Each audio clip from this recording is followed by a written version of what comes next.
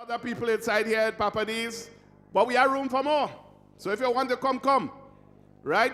Soon we will get into the official start of the program, but in the meantime, we were just having this nice casual conversation.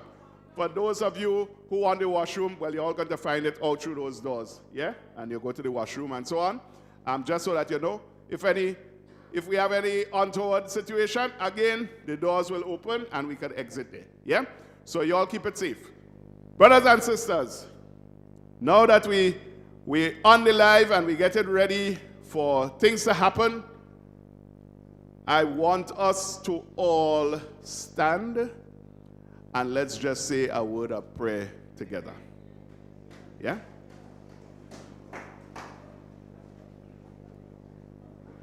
Let's bow our heads in prayer. Dear God, we come before you this evening, thanking you that we could all be here gathered, whether it be virtually or physically in this space. Lord, we pray for the National Democratic Congress, all its members, all its supporters, all its leaders, brothers and sisters. We ask a special blessing upon our leader, Brother Deacon Mitchell, as he makes his way to this place. Keep him safe from all harm and danger, dear God. Lord, we ask that you lay your hand upon our candidate in this constituency, Sister Gloria, that you bless her and allow the 23rd of June to be a glorious day for her. Lord, we ask you to bless this nation of ours, Grenada, Carriacou, Petit Martinique, brothers and sisters. Hold us up. And these next 36 days, Lord, keep us focused on the prize. The prize is the change that we want to happen in Grenada come 23rd June. Lord, we ask a blessing upon everybody. All of us as citizens of this blessed land. We ask that you open our eyes to the realities that we face in Grenada at this time. We ask that you give us the wherewithal, God, to do what is necessary to be done to rescue this country from all danger and harm. Lord, we ask a special blessing upon our children, whose future hangs in the balance based on the decision that we make on that 23rd. So, Lord, we pray that those who are offering themselves to office will come to the people with a sense of humility and explain to them why they want the job. Lay out their platforms for change, for moving this country to in another direction, or uplifting this country, dear God.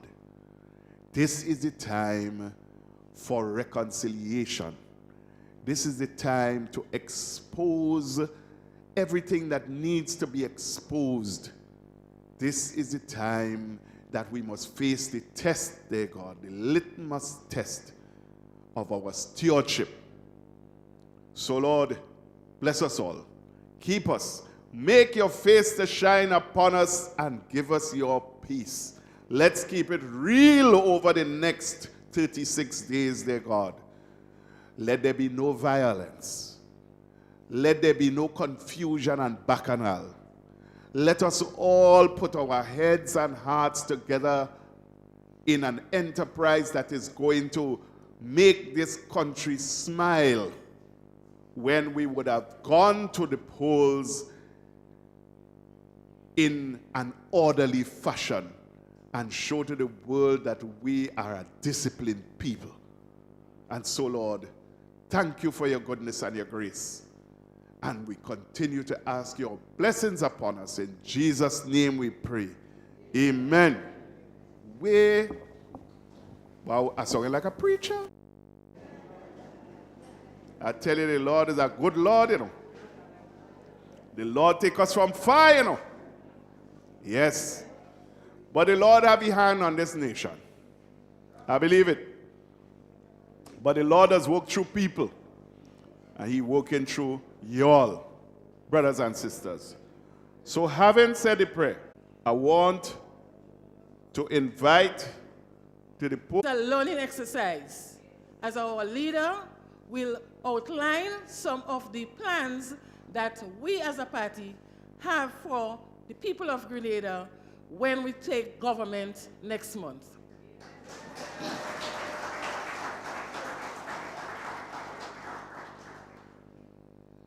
I must say, I am indeed happy to be part of this innovative team, innovative and dynamic, under the leadership of PL Deacon Mitchell.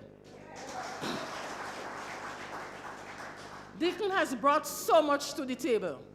He has not only energized the NDC camp, but the whole of Grenada. The people on the other side can forward.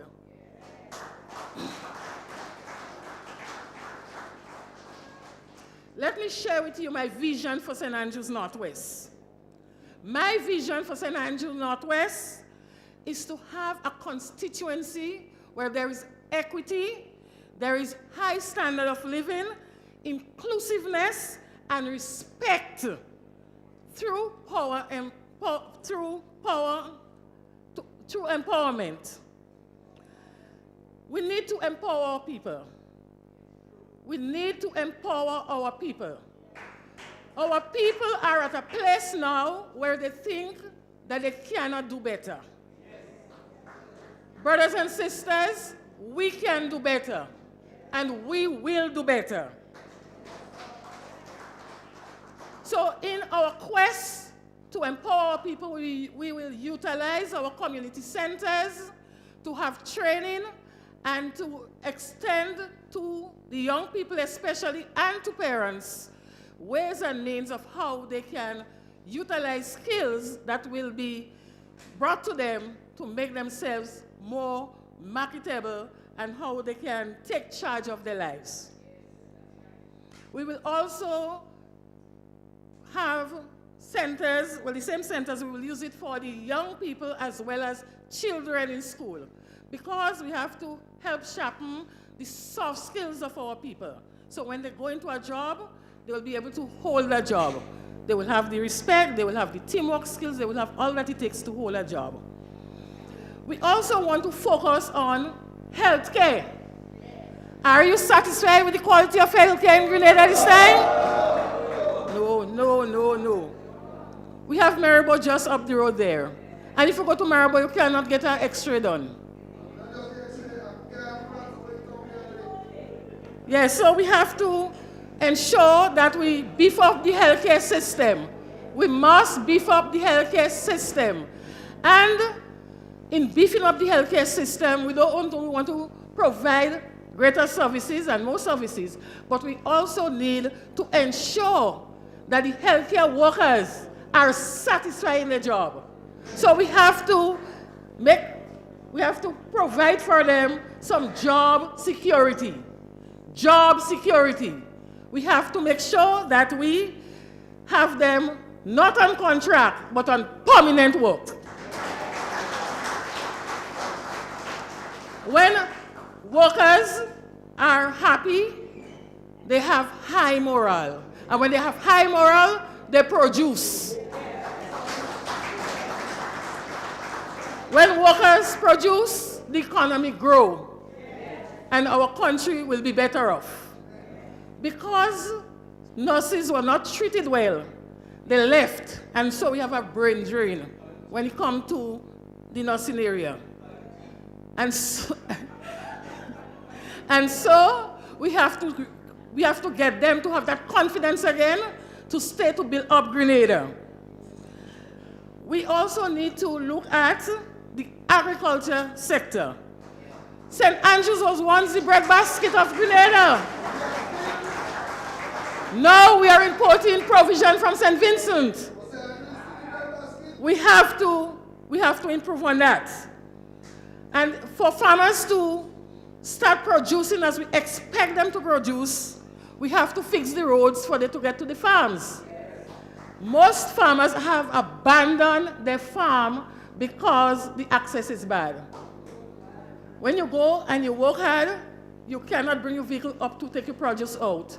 And some farmers, because we have an aging population of farmers, they are not in a state to bring provision on the head, to carry things on the head. So they just abandon the land and give it up.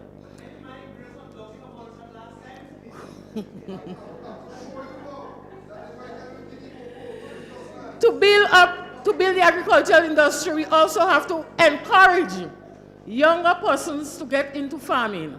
And farming don't have to be this kind of a break-back work. We have to bring in innovation and get people to be more technically inclined with the agriculture and the agriculture industry. We want to also process some of our produce so we could add value to it. And when we add value to our raw products, we get more return. So that is some areas that we have to look at and focus on. We have to tackle the social problem of poverty. Poverty is an old age problem. It will always be with us. But we must take measures to address it.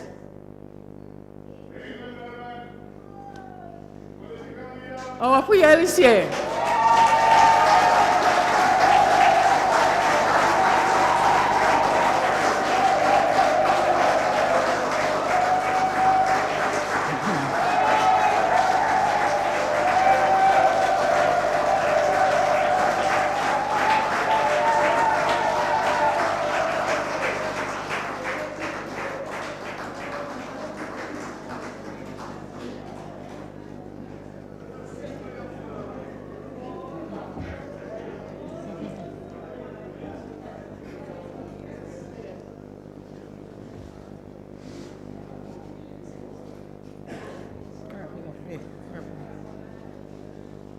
Brothers and sisters, our PL is here. Okay. So let me...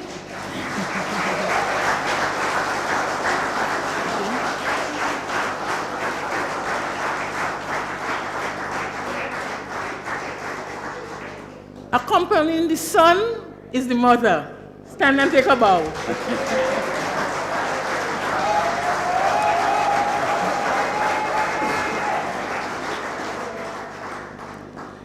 Yes, I was just making the point that poverty is an old age problem and we have to address it. What we realize over the years, efforts are being made to keep people in poverty so that you will always come begging and requesting and they hold that against you. And whatever they give you, they remind you when time of election, you have to vote for me because I gave you this and I gave you that, using the state resources to bargain for votes. So brothers and sisters, what I'm saying to you here tonight, education is liberation.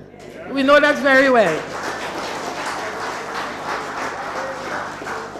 So I want to encourage you to invest in the education of your children so we can break the poverty cycle. Parents, your children should be in a better position than you. Next generation.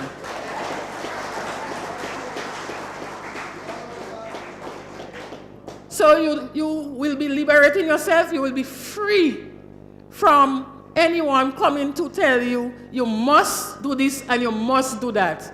You'll be able to think, you'll be able to analyze, you'll be able to make your own decision. So please empower yourself and empower your children. Take hold of education and make sure you make a difference. So brothers and sisters, the stage here is not mine tonight. It is our political leader. I'm only here to make a few points to you as to some of the things we can do in St. Andrews to better the lives of the people. And so I ask you, come June 23rd to vote for change. Vote for transformation. Vote the National Democratic Congress. Vote Gloria Thomas. Vote for me.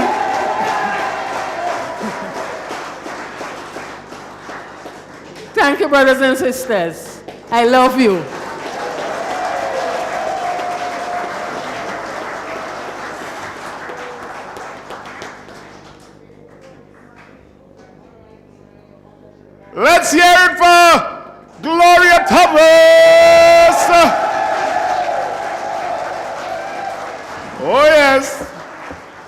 All you gonna make her proud? Eh? All you eat cake and ice cream on the 23rd. Brothers and sisters, no, watch me. We go eat with cake and ice cream after the fact, not before. We have work to do. The cake and ice cream is a reward for hard work, not for liquor train. You understand? All you want cake and ice cream? Yeah, we ain't doing that. Brothers and sisters, let me bring to the microphone at this juncture the secretary in the office of the constituency of St. Andrew Northwest, Sister Emma, who will introduce our political leader. Yes? So bring on with a round of applause. Thank you very much. A pleasant good evening to everyone. This evening, I have the honor of introducing a man who needs no introduction. His legend has been built, and his accomplishments are too many to mention. He has enjoyed success in a vast diversity of areas because the common denominator is him. His vision, his brilliance, his passion, his work ethic, and his refusal to take no for an answer. He has the strength to make hard decisions and motivate those around him to achieve the impossible. He leads by example and will outwork anyone in any room. He is an optimist who chases big dreams and sees potential where others do not. He says what he means, and he means what he says.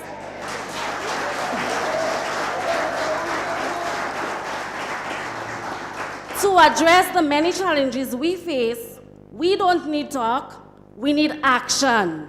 We need execution. I can tell you that there is no better person than yours truly, Mr. Deacon Mitchell, to have in your corner. He is battle-tested, he is a dreamer, but most importantly, a doer. Ladies and gentlemen, it is my pleasure to introduce you this evening the man who sees the big picture of where the country should be headed, what it is capable of, and what it will take to get there. Our very own Mr. Deacon Mitchell.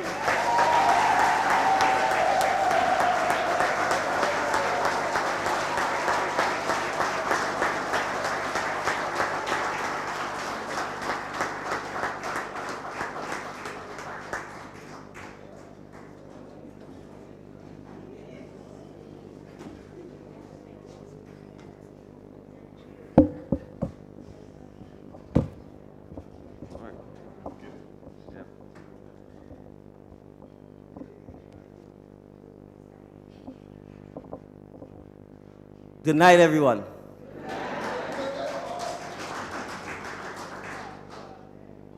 Well, I rolled up my sleeves. When I came, they were down, so that should tell you I'm here to work. So first, let me say it's an absolute pleasure being here. I will apologize because I think we had our timing a little mixed up. The very first such Wednesday event we started at 6.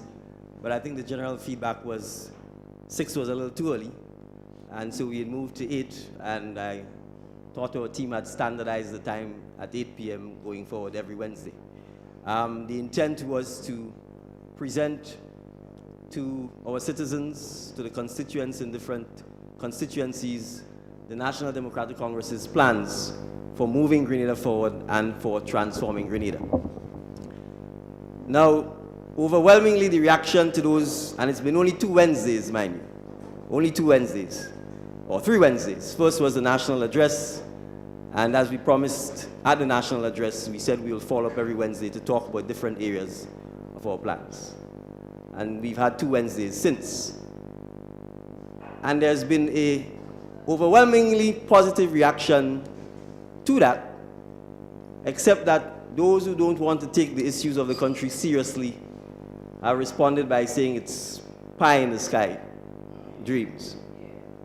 And maybe they say it's pie in the sky because when I speak, I hardly ever read, or I hardly ever look down, or I hardly ever look at some paper. So tonight I actually brought, we're going to do some reading tonight. We're going to do a little reading tonight. But before we read, I'm going to repeat two of the things I said, and then I'll stop at the second one. I can't show you the video. When I'm finished, if you want to see the video, ask the PRO, and the PRO will circulate the video. But I'm going to play the audio. And after I play the audio, you're going to tell me about what pie in the sky means, and what failure to deliver means, and what safer hands means. So, at the first Wednesday town hall that we had in Grandance, I said we were going to pay the pension. When I was asked how, I said it's simple. We were going to borrow to pay the pension because the interest rates are at a historical all-time low. And it is the best time in the history of Grenada, and indeed the history of the OECS, for governments to borrow. And if ever there was a good reason or cause to borrow, paying the pensions is that reason.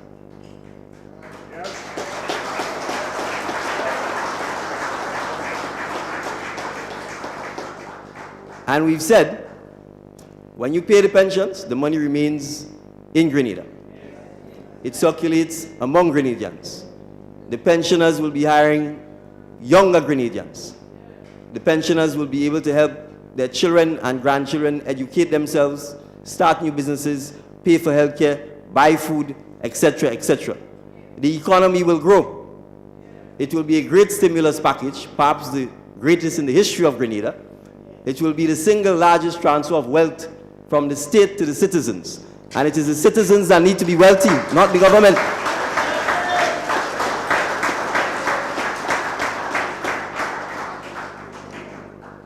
And when the citizens engage in economic activity, the government gets back the revenue. Because we are paying VAT on everything that we use in Grenada. We're almost paying VAT for the oxygen that we breathe. So the reality is the government will benefit from the payment of the pensions. The economy will grow. And as I've said, it will be the single largest transfer of wealth from the state to the citizens. And the response is, that is a pie in the sky. Well, for the hundreds of public servants who've been denied their pensions, they want a pie on their plate. They don't want a pie in the sky. They want a pie on their plate.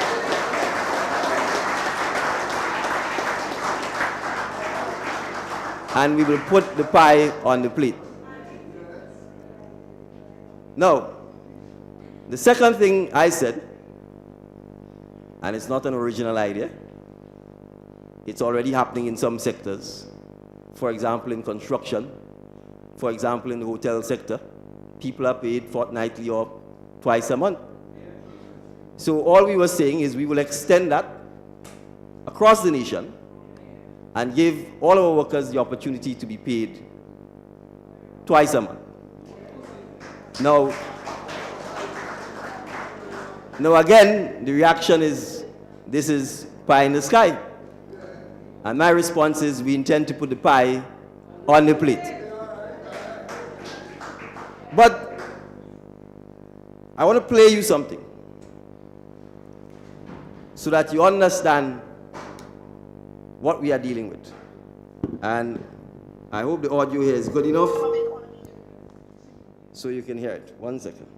I need to put this on speaker. So let me start with What we realize is this. Of the economy here. You see, the NMP is a thinking party.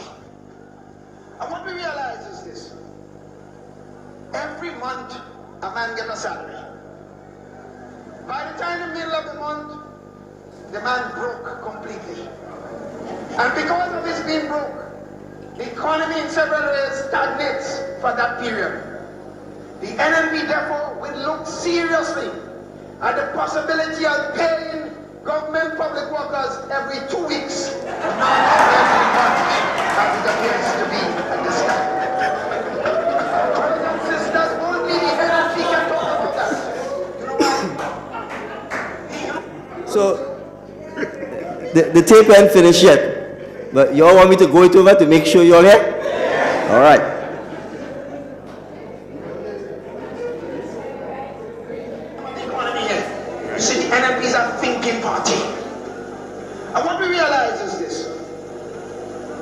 every month a man get a salary. By the time the middle of the month, the man broke completely. And because of his being broke, the economy in several ways stagnates for that period. The NNP therefore will look seriously at the possibility of paying government public workers every 2 weeks, not every month, as it appears to be at this time. Brothers and sisters, only the NNP can talk about that. You know why? You know what the NDC would say? Well, how they could do that? Because all the paperwork we have to do every 2 weeks. Brothers and sisters, in the age of computer science, it's just a punch in a number on the computer and the information is made available so easily. So NNP, for NNP, it will be easy. But for NDC, it's going to become very difficult. The NNP, the PRG started the idea of a nutmeg oil plant. So, as I said,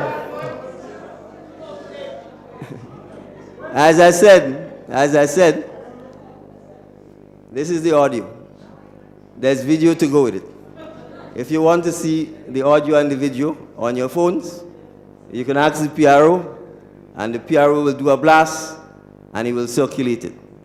Now, let me tell you, so that you understand how long ago this was said. The background behind where this speech was being made says Minor Spices Cooperative Marketing Society Limited. So that tells you this was made a long, long time ago. So a long, long time ago, the pie in the sky idea of paying public workers twice a month was supposed to have been done and achieved. 24 years later, I am saying the National Democratic Congress will not just look into it.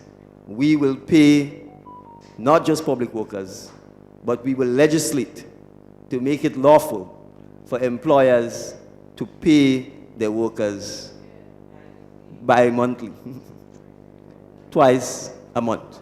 So you see, I demonstrated this for a simple reason. If you are seriously interested in implementing things, and if all it takes is a push of a button on a computer to change the system from being paid once a month to twice a month, you could only conclude that you are not seriously interested in transforming or improving Grenada. Because if that was done 20 years ago, I would not be here talking about it. So, there are lots more of these. There are a lot more of these. And as we go along, we will present them to the people of Grenada. As I said, we have a choice. The choice is for more of the same, more of saying 20 years ago I will do something and have not done it, or a choice of people who will implement the very simple, straightforward matters that we can do to start improving and transforming our lives. So I want to talk about two subjects tonight.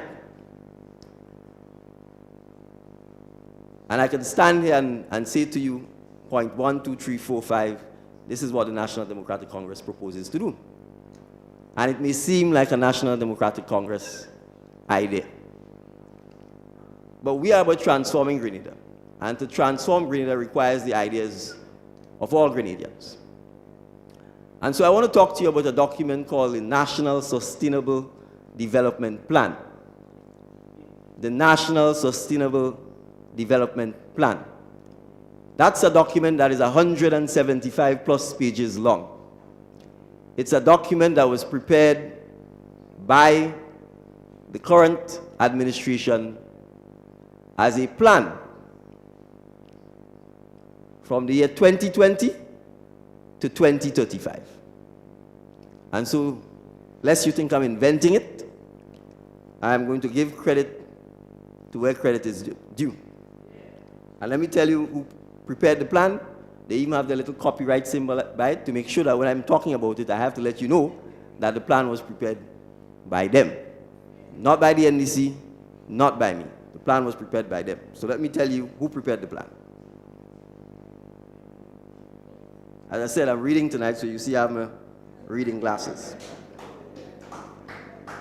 Published by the National Plan Secretariat, Ministry of Finance, Planning, Economic and Physical Development, the Financial Complex, the Carnage, St. George's, Grenada.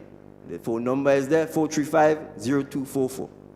The website is there, www.nationalplan2030.gd. Government, that's what the GD means. Email nationalplan2030@gmail.com. I'm going to read from the plan. I'm going to tell you the things that the National Democratic Congress agrees with and the things that we say should be done. So that you know, it is not no pie in the sky. It is not Deacon Mitchell sitting and dreaming. This is a plan prepared by the government of Grenada after consulting, so they say, with every Tom, Dick, and Harry in Grenada. And the plan was prepared in 2019. In 2019. We are in 2022. And I want you here, and those who are listening online, to tell me whether you've ever heard of our government coming to our citizens and talking to them about this National Sustainable Development Plan. Now, the plan starts with a quote by our head of state. Our head of state being Dame Cecile Lagrenade. And this is the very first written part of the plan. And it says this: the Holy Scripture of Proverbs, chapter 29, verse 18 says, and I quote, "Where there is no vision, the people perish. But he that keepeth the law, happy he is." End of quote. And the head of state goes on to say, "Indeed, the achievement of any great endeavor starts with a vision, and the realization of any great vision starts with a plan." So, when we talk about transforming Grenada, we recognize that there must be a vision. You must have the desire. You must dream. You must visualize what you want Grenada to be like tomorrow, what you want Grenada to be like after the 23rd of June, what you want Grenada to be like 5 years from the 23rd of June, 5 years thereafter, 10 years thereafter, 15 years thereafter. This plan, which goes up to 2030, which is only eight years away, we've lost 2 years because of the COVID, talks about some of the things that should happen in agriculture and talks about some of the things that should happen in healthcare. So I'm just going to condense and give you some parts of what the plan says should happen in agriculture and some parts of what the plan says should happen in healthcare. And when I talk about them, you will tell me whether you agree or disagree, because you'd have the opportunity to take the mic. And this is more about you than about me. But I'm making this point here to say, if you have a plan that you paid for,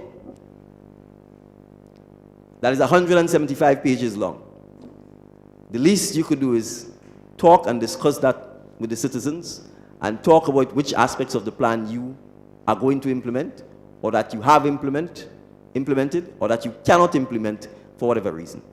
That discussion is not happening. That discussion is not happening because there is no vision.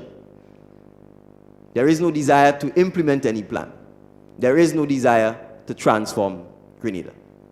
But the citizens of Grenada want a better Grenada.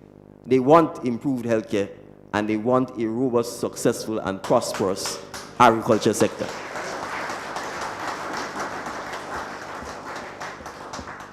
So let me go quickly to some aspects of the health plan.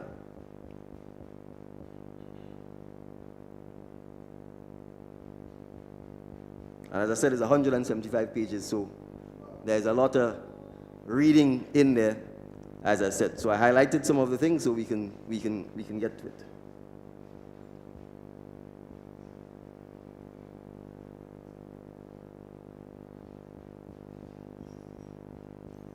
Bear with me.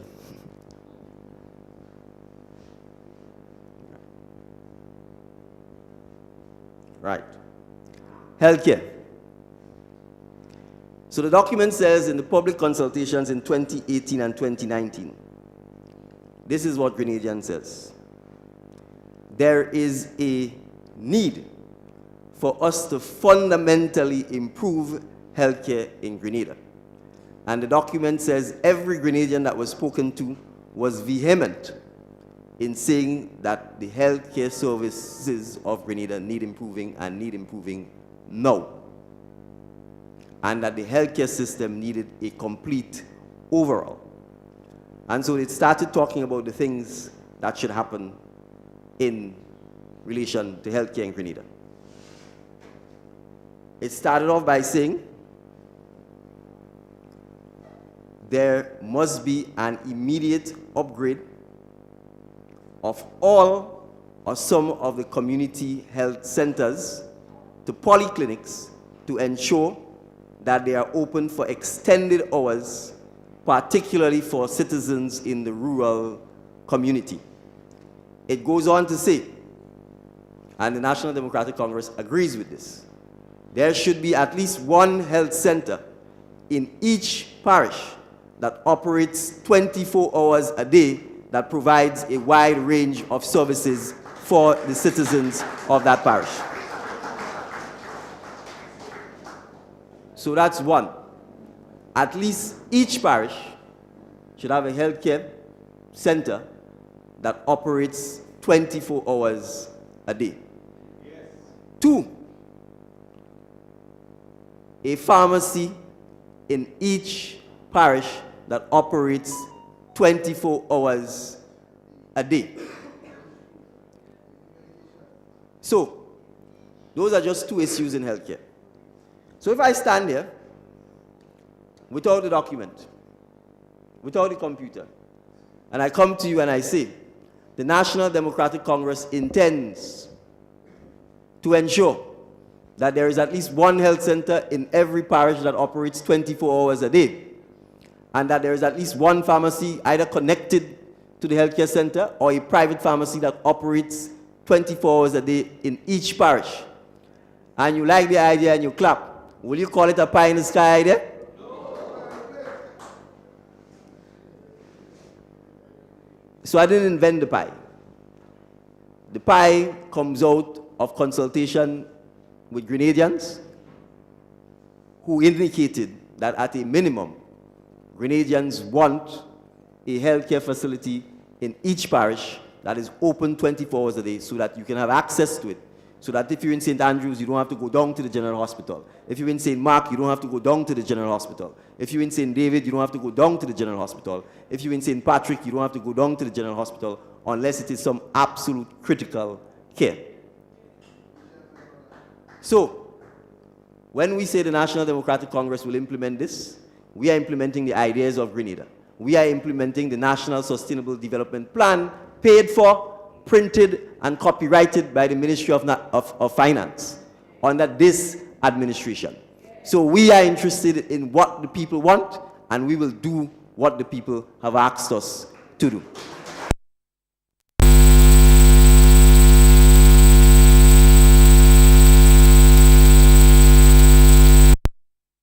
And I want to make the point to our dear brothers and sisters in P.T. Martinique and Carriacou, because you're separated by the water. And the need to have 24-hour health services in Carriacou is perhaps even more critical than it is in some of the outer parishes in Grenada. So, Tevin and the residents of P.T. Martinique and Carriacou, rest assured that the 24-hour pharmacy and the 24-hour health center applies even more so to P.T. Martinique and Carriacou.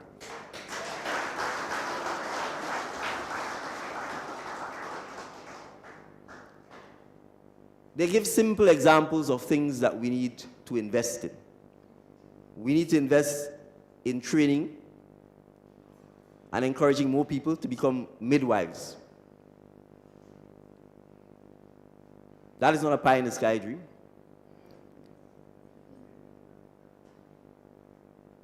If we encourage more training, more midwives, it ensures that more people, for example, can have their birth in their homes, in the respective parishes, under trained and supervised personnel, so you don't have to, again, run down to the hospital for everything.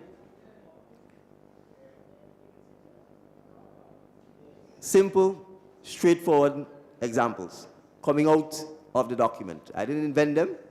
I didn't dream about them. I didn't manufacture them. So let's go on. And obviously, they explain why you want the community health centers to be focusing, because you don't want to go and sit down in casualty at a general hospital and wait for 16 and 18 hours before you get attended to. It's as simple as that. So they talk about a second one, establishing a teaching hospital to provide a wider range of specialized and affordable services to the Grenadian population is deemed to be a priority. A priority. We're in 2022. This is the government's document. There has been no discussion and no mention about a teaching hospital or any hospital for that matter. It goes on to say this. The location of the general hospital poses a major challenge to the citizens of Grenada. And it says, as a long-term to mid-term goal, the relocation of the hospital should also be a priority. It doesn't take rocket science for you to figure that out. There is one way into that hospital, there is one way out. The road is one of the narrowest roads in Grenada. You have traffic congestion left, right, and center. It's a high-risk area for accidents, because if you don't have a police officer or a traffic warden calling traffic there, you know the risk you face. So it doesn't have to take a consultant to tell you that. I think we all know as Grenadians that while it might have been fine in the days of donkey and horse and carriage for the hospital to be located where it is, in 2022, we all see the stress that the ambulances get through and the bobbing and weaving that they have to do to even get up to the hospital. So even if we can't do it in 2022, surely as a nation we can say that by 2030 we are planning so that we know in 2030 we will build a new hospital and this is the location that we will build it. And we plan, we find the land, we find the money, we train our personnel, we train more doctors, we train more nurses to ensure that 8 years from now, Grenadians can say we have a hospital that is accessible. You know what's one of the other words they use? A hospital that is located in a quiet and tranquil area. Because if you go to the hospital and you're sick, you want some peace. You want some quiet. It helps you to recover faster. And we know where the hospital is. There ain't no peace. There ain't no quiet. And it's not tranquil. So, again, if I'd come here and say, in 8 years or in 5 or 7 years, we will aim to have a new hospital built and the hospital relocated, would you say it's a pie in the sky idea? Well, the government's own consultants, the government itself, the Ministry of Finance who created this document, recognize that it's not a pie in the sky, it's a pie on the plate. And the National Democratic Congress is saying, come the 24th of June, and for the next 10 to 15 years, the transformation of Grenada, the vision for Grenada, is for Grenada to have in 7 to 8 years a new hospital located in a place that is accessible, located in a place that is tranquil, and a facility that Grenadians can be proud of, and a facility that gives Grenadians the first-class health services that it deserves.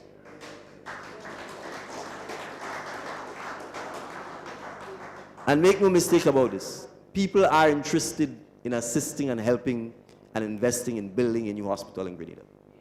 When I went to the Miami, Florida trip, I met with several persons in the health sector, and that is what they were interested in helping to design, build,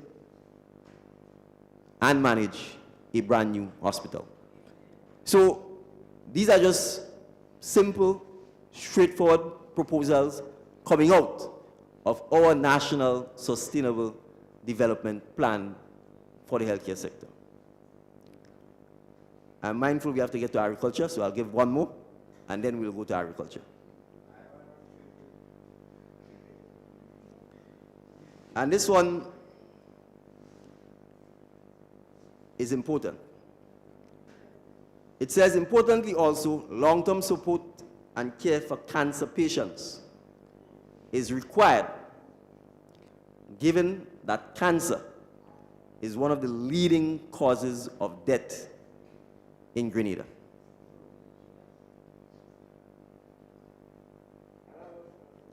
So, for many of us who've lost loved ones or friends or family to cancer all too soon, we recognize the importance of that. There is a well-known and successful Grenadian doctor, Dr. Trevor Lane, who has been asking to be given the opportunity to build a cancer treatment center in Grenada. I am quoting him. He bought the land with his own money. He wants to build a facility with his own money. All he was asking the government to do was to help facilitate a relationship between himself and St. George's University, and as a Grenadian, to give him a little concession the same way it does give non-Grenadians. He's still waiting. He's still waiting. So I can tell you, the National Democratic Congress will facilitate, will support, and will encourage all Grenadians, both in the diaspora and in Grenada, who wish to come back and help to contribute towards developing a first-class health service for Grenada.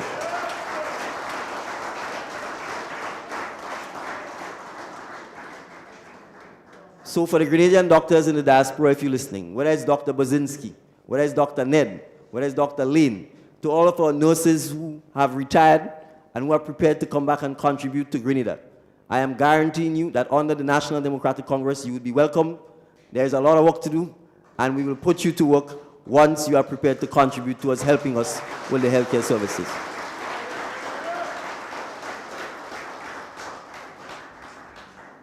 So let's go to agriculture. And again, I'm going to read because I don't want them to think I dreamed about it last night.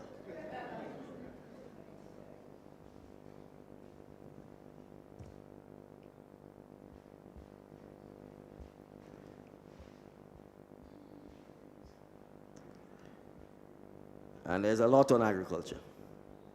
So I have to try and see how I could summarize a few of them. So I want to read it because it's in a little fancy language. So I think we should read it because it has words that we've been using.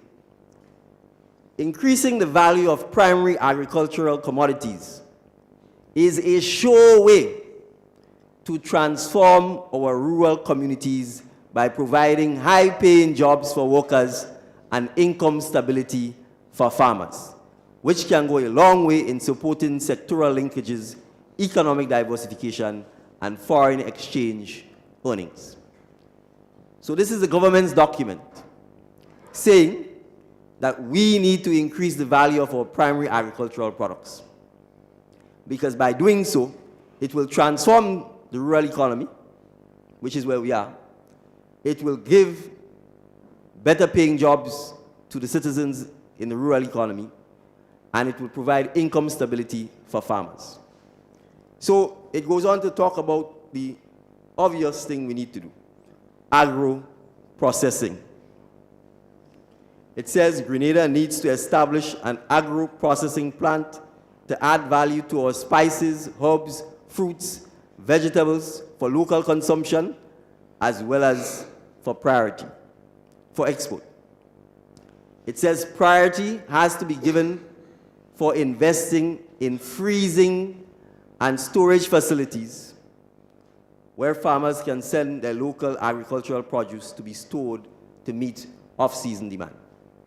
So if I came to you and say, we will build a facility, put solar panels on it to ensure that it can generate electricity and provide chiller rooms and freezing rooms so that our farmers, when they have excess fruit, excess produce, can bring it to the chiller room, bring it to the freezer room and store it so that when demand is high, the fruit, the mango, the golden apple would not have been wasted and you can now supply it. You would have come to me and said to me, I'm telling you about a pie in the sky dream. This is the government's own document. So all of us who walk around Grenada see our fruit spoiling. All of us who walk around Grenada know there are times when there's a glut on the market with tomatoes, with lettuce, with cabbage. Has storage and chilling and freezing facilities been provided by the government? Has the government encouraged farmers to form a farmers cooperative so that we can buy land, buy the space to get chillers or to get freezers to allow us and our farmers to extend the shelf life of our food? No. So, if I come to you and say, if you go to a place like Florida, the same trucks we just pass around and sell frozen chicken in, they have solar panels on them. So you don't need to freeze the fruit, it just keeps the fruit chilled. And these trucks go around selling every type of fruit: watermelons, tomatoes, mangoes, pineapples. They're in a controlled temperature, they're chilled, it extends their shelf life, they're not getting wet in the sun, they're not getting wet, the sun is not beating them up, and they last longer. So if I say to you, we can assist our farmers through GDB by getting loans that would allow them to either form cooperatives or to buy themselves by having chiller trucks with solar panels on them that goes around the island collecting their fruit and in turn driving around our various parishes to sell their fruit directly to us so that they eliminate the need for M&IB, so that they have longer storage and they can bring the fruit directly to you. Would you call that a pie in the sky dream? So it's as simple as that. If I say to you there are trucks that we use to go on the electricity pole, to go on the telephone pole, and these trucks probably finish work at 4 or 5 in the evening, and we can ask the owners of these same trucks to rent them or provide them for free to our farmers so that you can put them in the same bucket and you can go and pick the coconuts, you can go and pick the mango that is in the tall trees, you can go and pick the sapodillas, you can go and pick the guava, anything that you ordinarily would not be able to reach. And you can use these hydraulic trucks to pick the fruit rather than them falling on the ground. Or you can put netting at the bottom of our mango trees and probably use the same hydraulic trucks to shake the trees so that the mango falls and they're not falling on the ground and damaging. You will call that a pie in the sky idea? That's mango on your plate. That's golden apple on your plate. That's sugar apple on your plate. And the more of this we could get is the more we can do agro-processing. Because for us to do the agro-processing, we need to get the mangoes, the sapodillas, the guavas, the golden apples in large quantities, consistently, all the time. And we need to be able to preserve them so that they give us a longer shelf life. So these are not pie in the sky ideas. These are ideas that this plan talks about because it talks about using technology to help us with agriculture. Let me give another simple example that it talks about, and it is something that once existed in Grenada.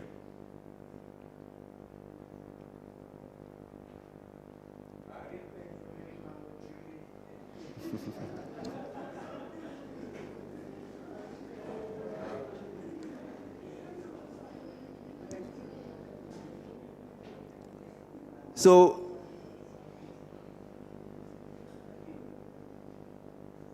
it talks about the fact that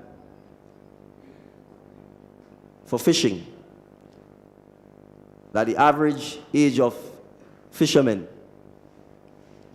is at an age where we run the risk of fishermen and fisherwomen being extinct because we do not have sufficient young people fishing. But I always ask myself this question. If I wanted to be a fisherman in Grenada, who's going to teach me to become a fisherman? Well, you may have to go and call him. There is no school, there is no training facility, there is no place in Grenada where, unless your parents or your grandparents or some family friend happen to be in the fishing industry, that you can learn to fish, not even as a hobby. So if fishing is important, and it's an industry, and there is no formal or informal process by which you teach young men and women how to fish, then how are you going to sustain the fishing industry? Exactly. You make a vote. So the reality is, if we are going to transform the fishing industry, it requires us to treat fishing just like any other career. It requires us to provide the training, to provide the equipment, so that young men and women know that it is a serious career, and mind you, a dangerous one, and one that should be given the respect it deserves by ensuring that we invest in a fishing school, by ensuring that we can teach modern techniques to our young men and women about how to fish. But it goes further. There is no fish processing plant in Grenada. And you know one of the quotes that's in this document, what it says? It says we're exporting good fish to eat imported frozen chicken. So we're exporting the good fish and we're importing the frozen chicken from Brazil or wherever it comes from. So the reality is, if we have no fish processing plant, if we have no capacity to store or freeze fish, once there's a glut on the market, the fish is either dumped or it's sold at rock bottom prices. Again, wastage, not creating economic activity. So it's not my idea. This talks about having a fish processing plant where you can do fish burgers, you can do fish steaks, where you can sell it on the local market and sell it on the export market. So the reality is, again, if we say we will help the fishermen build a fish processing plant, or we will ask the private sector to invest in a fish processing plant so that we can chill, freeze, and process our fish, so that we can turn them into manufactured products like fish steaks, like fish burgers. Is that a pie in the sky? Or is that a fish burger on your plate? So, the point I'm making is, our ideas for agriculture are in this document. I could have come here and just rattled them off. I chose not to, because I want us as Grenadians to recognize the document exists, it's on the website. We will be encouraging persons to read the document. From time to time, I will refer to it, because I want you to appreciate that the ideas and the vision and the plans exist. That we as Grenadians, these are our ideas. And it is for us to stand up and demand and insist that these ideas actually be implemented so that we can improve the livelihood and livelihoods of our fishermen and fisherwomen. So there are a couple quick things that I think I want to point out for farmers in particular. The National Democratic Congress is committed to ensure that the Grenada Cooperative Nutmeg Association is owned by the nutmeg farmers.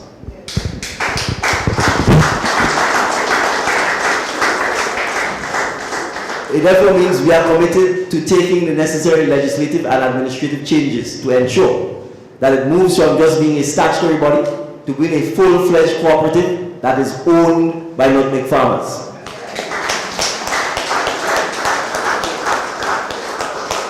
And the same applies to the Cocoa Association.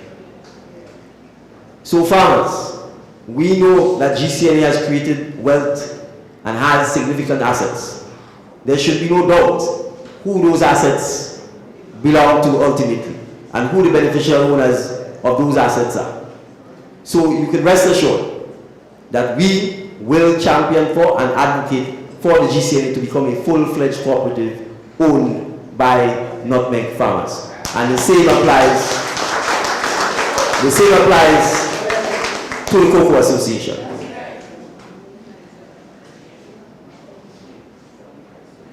Finally,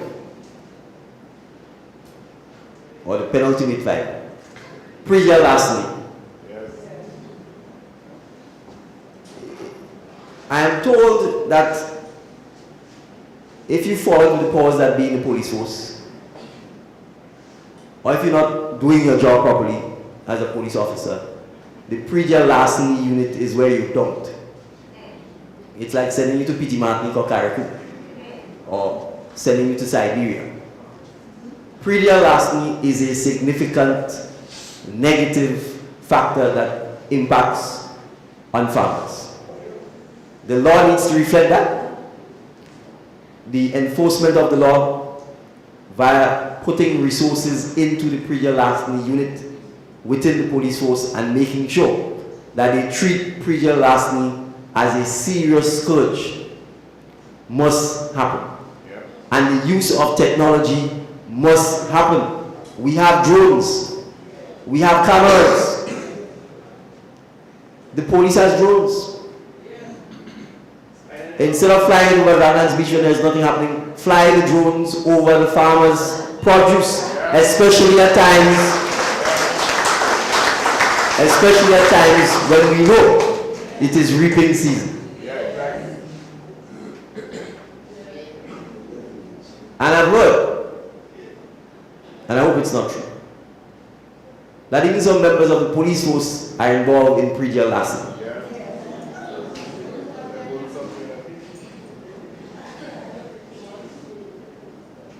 So I hope that the police force and the hierarchy of the police force understands that if decisive and serious action is not taken, that we continue the risk of farmers being injured, and we continue the risk that the criminals are going to get shot for stealing farmers' produce. Yeah.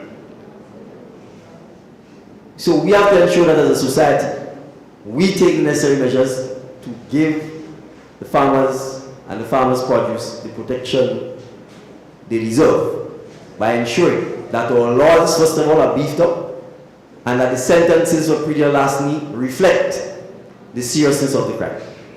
Second, we need to ensure that we use the technology to help fight pre-jail larceny. And of course, the less unemployed men there are in particular, the less men there are who are addicted to drugs and alcohol, it will also help with reducing the scourge of pre-jail larceny. Because oftentimes, many of them have substance abuse problems, and the easiest target is the farmer. So I want to assure the farmers that the National Democratic Congress is committed to strengthening the police's ability to treat with pre-jail larceny. We are committed to ensuring that technology is used to assist with fighting pre-jail larceny. And finally, we are committed to ensuring that the law and the minimum sentences that can be imposed for pre-jail larceny offenses are in fact increased. So you can rest assured of that. I've indicated that irrigation, water, fertilizer, other inputs, and the cost of them are a serious impediment to successful commercial farming as well. We are prepared to explore whether farmers in general should have a concessionary water rate for irrigation purposes for their farms.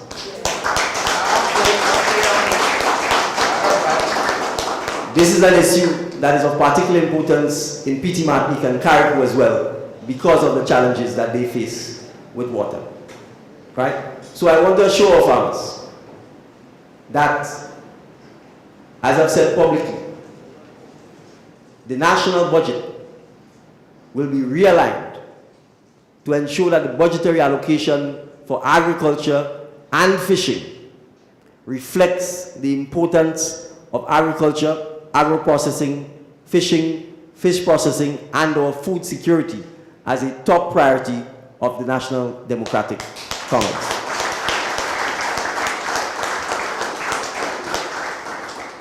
So I think I've been talking for a little under an hour. It's your turn. So I'm happy to take questions, comments, or ideas from you.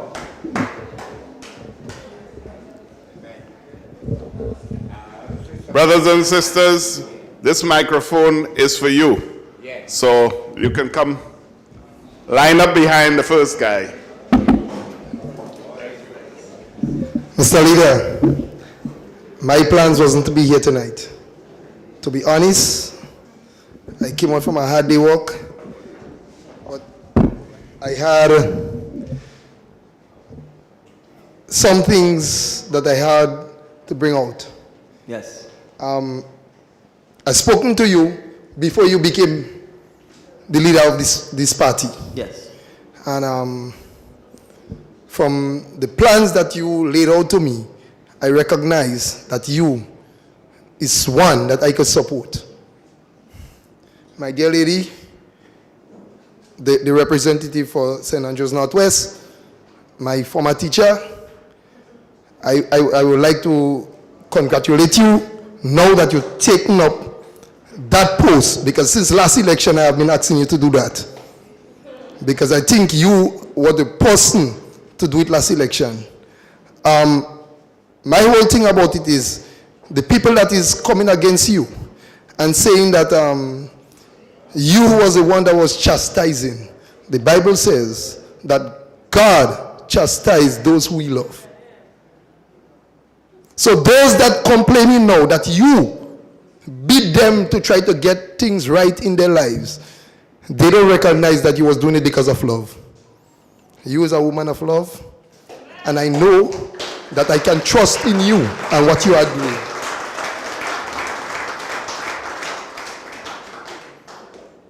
Tonight I am here because something hurt me. I wasn't planning to come. The first bus left me. I didn't bathe yet.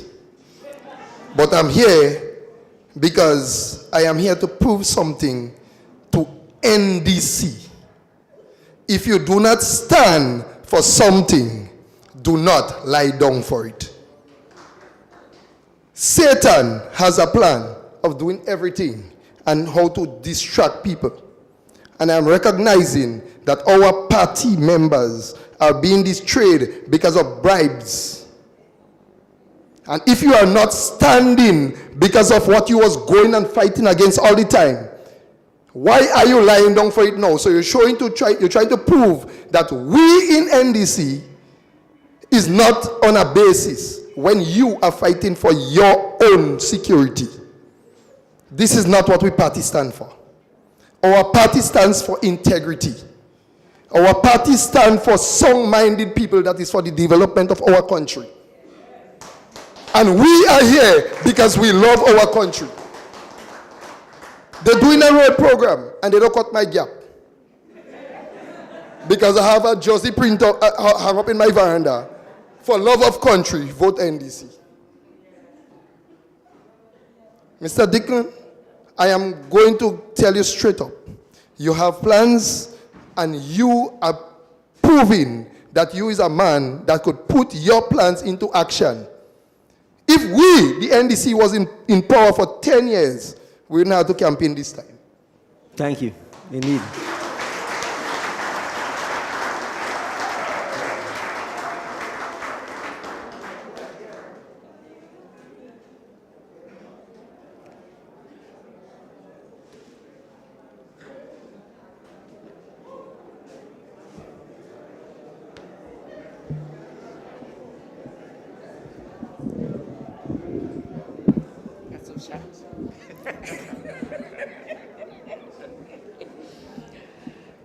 Good night to Mr. Dicken. Good night.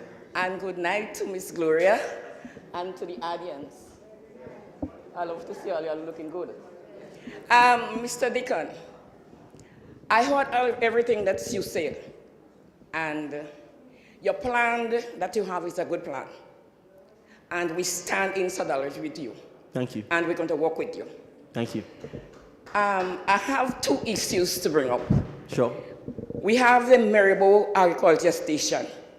That is a station that used to bring fruits, vegetables, and all different things. People used to come all over the country and buy fruits and things there. But there is nothing going on there now. Cut down all the trees, and the place just stay open. We have the farm school, where there is a lot of people used to come there and train. And there is nothing going on there now.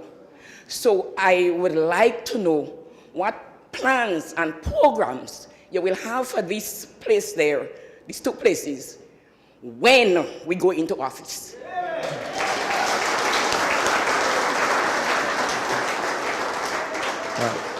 Thank you for the question. And the answer is obvious. If we're going to make agriculture the bedrock of our country, it requires us to be teaching agriculture from the time our students are 3 and 4 years old, so that they grow up understanding that this is the bedrock of our country. So that by the time they're 15 and 16 and 17, they will be in the farm school. So we will reopen the farm school. We will invest in it, because that's the point I'm making. To be a lawyer, you have to study 5 years. To be a doctor, you have to study 7 years. And prior to that, you have to be on the path from the time you're in high school, whether you're doing science or language or whatever the case might be, to get where we're going. It is the same thing for agriculture. So an agronomist is no less of a professional than a police officer or a nurse. Okay. And it requires us to tailor-make our education system to suit our needs here. Yeah. So I'll give an example. We have this croton scale disease that's ravaging our fruits, our saursop, our citrus. We have to have researchers. We have to have people who are curious. We have to have people who are prepared to experiment to say, how do we solve and get rid of these diseases to ensure that our fruit can grow? Right. Okay. So I'm saying this to say the schools, the agricultural schools, have to be given the investment, have to be given the financial resources. We need to pay the teachers, we need to pay the researchers, and we need to make our young people understand that that is what is going to keep us as a nation healthy, for one, and that is going to give us food security. So absolutely, the school will be reopened, the school will be bustling with activity, and it's a place that people in Maribor will once again be proud of. All right, I have a next question. I'm in agriculture for over, well, I had to say 50 years, because I'm 75 years. Good going. You're batting better than a lot of us. And our produce, we aren't getting any value for our produce, because the cocoa is 160 a pound. We have problems there because we have to pick it, we have to crack it, we have to drag it out. And the people that own the board is them are benefiting, not we. The nutmeg, when we pick it up, we have to carry it, we have to take it out, we have to carry it go. They're giving us $4 a pound. They take out $1 and they say, this is for back pay. But how much years now we don't get in back pay? Right. And we're getting the same $3. As you say, the building and them what they have, I just go in meeting. They say it's not the farmer zone. I don't know who it's for. I don't know who it's for. They say not the farmer zone. So I want you to look into those things and them. And see how you could, because farmers don't have, we don't have nothing. We don't have nothing. I have to say nothing. Yeah. Nothing, because this 160 can do nothing for us. Right. Nothing at all. And they say the cocoa producing, and they're making this, and they're making that, and they're making this. They say the nutmeg producing, and they're doing this, and they're doing that, and they do that. But we, as the farmers, we don't get anything out of it. Okay. So we want you to see into those things. The people on the board, that getting the benefit. Not we. Every time you go in a meeting, you see 90 cars. But who it for? The board people own. Every month they buy a new car. And I can't buy a donkey cart.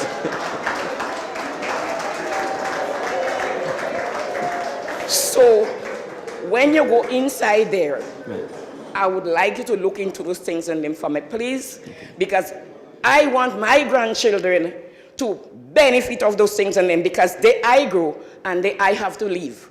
And I want them to benefit of it. So when I leave, they could benefit of it.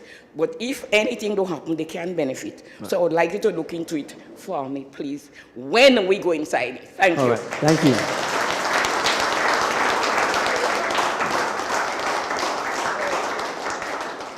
So the quick response, that's why I said, for me, the Nutmeg Association has to become a full cooperative. Because if it's a full cooperative, then it's owned by its members, and the members are the ones ultimately to benefit. So there should be no questions that the buildings, for instance, if a building was sold, that the proceeds of the sale will go to the cooperative, and in the year it's sold, if the sale is a profitable sale, that you should be able to benefit outside of just the price you receive from the nutmegs. Again, if you are being paid an advance price, or a price in which a portion of it is being deducted and withheld, on the express promise that it will be paid to you later on, then it should be paid, because it means you have a contractual agreement to get the balance of the money at the time. But I also want us to be honest about some of the challenges that face GCNA, and it means sometimes taking hard decisions. As I said in Latant on Sunday, GCNA doesn't own a single nutmeg farm. Not a single nutmeg farm. And I'm not aware that it has even lobbied the government to say to the government, let me lease or buy from you some of the large government estates. So we have a clear division between GCNA as an entity and the people who produce the nutmegs. And so the question then is, how are you going to ramp up nutmeg production if you don't actually own any of the lands? If you don't have farms yourself? Right? And the fact that it has not occurred to them, particularly after Hurricane Ivan, that in order to help with nutmeg production, because all they do is buy nutmeg from you and sell it. That's all. I think they used to call it invoicing economy. You buy, you sell. Right? So the reality is, and that's where I think the farmers themselves have to recognize that they need to push for transformation. Because if GCNA itself doesn't own any nutmeg farms, if GCNA itself is not doing any research about whether we can get new strains of nutmeg that are more disease resistant, etc. It has become a real estate developer. And that real estate development, rightly or wrongly, has posed a significant challenge to the finances of the entity. And so the question is, I've said, part of the hard decisions may be, do you need to retain all of this concrete? And is your money not better spent buying nutmeg farms, creating model nutmeg farms, helping farmers with research and development so that we can ramp back up nutmeg production, looking at engaging in sharecropping arrangements, because, for example, in St. David's, the entire mountain range is only Bocano and Wild Bush. Now, a lot of these lands are private lands, but the owners might have died, the owners may be old, the owners may be away, their children are not interested, and the land sits idle. You don't have to take the land. The government doesn't have to acquire the land. You can engage in sharecropping. You can say to these, whoever the absentee owners are, there are young people who need access to land. We need to replant the nutmegs. And therefore, we are proposing to you, we will not take your land. We want permission to enter the land, to clean it, to replant the nutmegs, to replant the spices, and we will share the proceeds, the net proceeds, with you. We will give you 20 or 30%, and we will keep 70 because we are the one clearing the land, we are the one putting the inputs, we are the one benefiting. So in my mind, those are some of the creative things that entities like the GCNA needs to look into, because we absolutely need to be in a position where the actual production, 18 years after Hurricane Ivan, 18 years, that's a full-fledged adult. You could drive, you could vote, you could marry. So that's an entire generation has passed. And we are not yet back to Ivan or pre-Ivan nutmeg levels. That is a shame. But the reason these things are happening is because we never set the goal to say in 5 or 10 years, we must get back to pre-Ivan levels. And once you have no goal and no vision, then you just get up every day and you go through. You go through. Right? And you're hoping every day to, as they say, to turn your hand and to make ends meet, and you're hoping. So imagine if you were faced with another hurricane again. So that's part of the challenge we have with those things. So I'm saying we have to be creative. Grenada has not gotten smaller. If it got a little larger because they extended the land in front of the Esplanade. So the land that was there in 1950 is the same land that is there in 2022. And I made the point, Granatan Forest after Hurricane Janet was replanted. Bananas were introduced into Grenada after Hurricane Janet as a short-term crop measure to help farmers because we recognized nutmeg and so on was going to take longer. Was any new crop introduced into Grenada after Hurricane Ivan to help farmers? No. So it tells us, right? Right. So it tells us that the people who were running Grenada in 1955 and 1956 had more vision than the people who were running Grenada in 2004. Right? And we are benefiting in many instances from the vision that people had in the 1950s, 60s, and 70s, because almost everything we have today as a legacy, from airport to NIS to SGU, is because other people had a vision and a plan for it.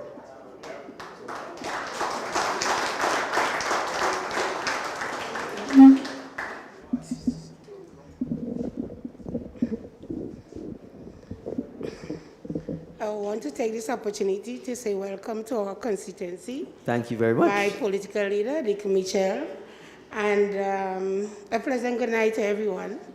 And thank you for giving me the opportunity to say a few words on behalf of Ms. Thomas. Gloria, I have known her for all of my life. As a matter of fact, she showed me a picture a couple days ago where she stood up for me at confirmation. It might seem not right, but we have been together all our lives. My son's birth, my son's graduation, my daughter's birth, my husband's incident at the hospital, all of that we have been together. And I'm standing here with mixed feelings. For those of us who do not know Ms. Thomas, or might think that she has just arrived, it is so far from the truth. Because as a couple of years before, I worked with Mr. Walker as his secretary. So I'm deeply involved in politics. And I remember maybe 2-3 elections before, when we stood up one day, and as the date called, and looking around now, just as you see, all of the signs you're seeing out is that of the NNP and not the NDC. And we felt that wasn't looking right. And I remember overnighting, making up a story to my family that, something happened and I have to sleep in Lafayette, just so we can get the yellow material, the red paint, to make buntings to put on every pole in our area, and to get a gallon of paint so that we can paint the road after 2 in the morning when no vehicle is coming. That is the difference with the NNP and the NDC. They will do things anytime, anywhere, anyhow. But we believe that we have to do things with respect, and at the time, this is against the law. So it had to be done 4-day morning. So when everybody gets up and they're wondering, who did this? Nobody knew. And Ms. Thomas, at that time, might have been a public servant. Today, you see public servants out on the podium talking and doing everything as if it doesn't matter. But when you're in the public service, you're not allowed, or you shouldn't be doing things like this. And so this is why I have mixed feelings. And for those of us who don't know, there is so much more. And all I ask of us is to work together. So at the end of the day, I heard the MP say, if she wins by 500, she considers herself as losing the seat. We can do it together if we work together to win by much more than 500.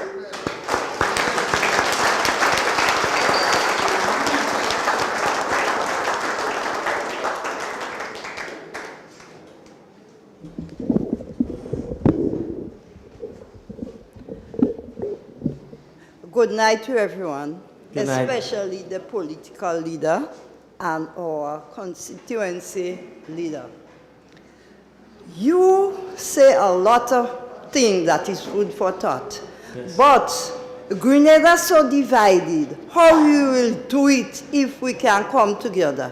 To build our nation, we must come together. So NNP and NDC must come together. As I live, I see how Grenada divided by NNP against NDC. And that shouldn't happen. God never give no one a place where they won't live successfully. And the people are the resources of Grenada. And it's both NNP and NDC, not NDC alone. NDC alone cannot do it. Yes, if we win, I want you to bring, I say if we win, I want you to, all right, when we win, I want you to bring NDC and NNP together so we can have a more successful opportunity to do what we decide to do. Thank you. Yes, you talk about we have water, we have land, and that is what God gives us so that we can develop to build our country. In the water there are fishes, and we need fishermen.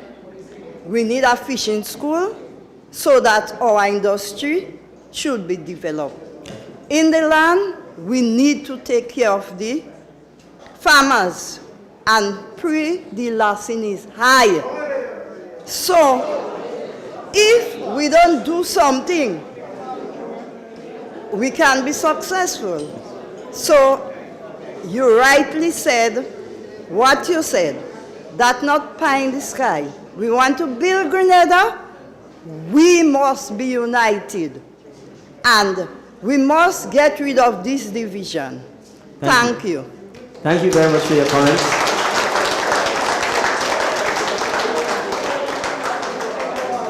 And I want to make the point that the proof of the fact that I share your sentiment is that the document that I was reading from is not a document that is prepared by the National Democratic Congress. It's a document that is prepared by the current administration. And it's our 2030 plan, meaning the nation's 2030 plan. The difference is that I'm talking about it. I'm prepared to use a document not prepared by me. I'm prepared to use ideas that comes from someone else to ensure that we can move Grenada forward. So I don't talk about moving NDC forward alone. I'm saying let us move Grenada forward. And that means moving each and every one of us forward. But I also want to make one final point, which is we sometimes have to accept the hard realities of life. The candidates of the National Democratic Congress, not a single one of us, have ever been in government.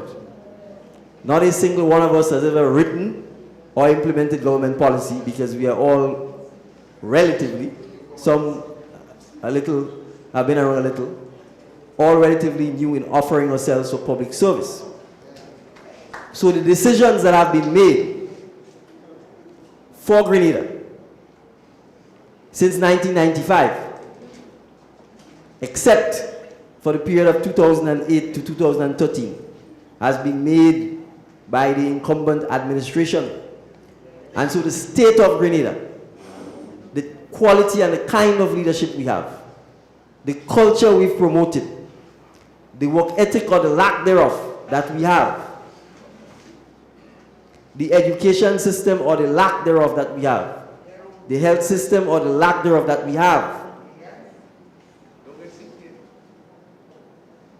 is largely and exclusively, except for the period 2008 to 2013, those decisions have been made by the incumbent. And as citizens of Grenada, we need to reflect on that. And as I said, we have a stark choice between more of the same and change.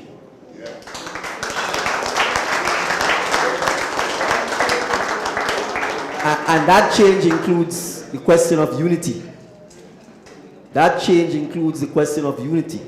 Because I will tell you, when I'm in the streets, I never ask people who they voted for.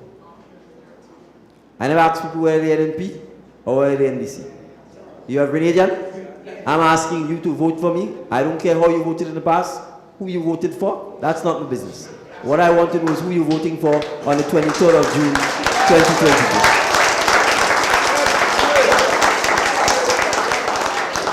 And I've said this, and I'm saying it to all of our NDC supporters. Don't tell me who's NNP. I'm going in the house, same strength. I'm knocking on the door, same strength, and I'm speaking to them, same strength. Right? Because at the end of the day, we want to get them on our side. We want to get them to be part of the transformation agenda for Grenada. We want them to jump and get on the let's move Grenada forward train. And as you said, that requires all of us. So the reality is, this is the reality. It is not just about party politics. It's about generational change. The people who've ran Grenada have done so for the last 30 years. They have ran Grenada for the last 30 years. And so the stark reality, it has nothing to do with age. You know what they've given. And I will assume they've given their best. That they've tried and that they genuinely had Grenada at heart. On that assumption, if you are satisfied with the state of Grenada, then you don't need to hear from me. But if you're not satisfied with the state of Grenada, and I'm sure there are many Grenadians who know Grenada deserves and can do better for the future, then on the 23rd of June, you have a decision to make, as I said. More of the same, or get on the change agenda, get on the let's move Grenada forward agenda.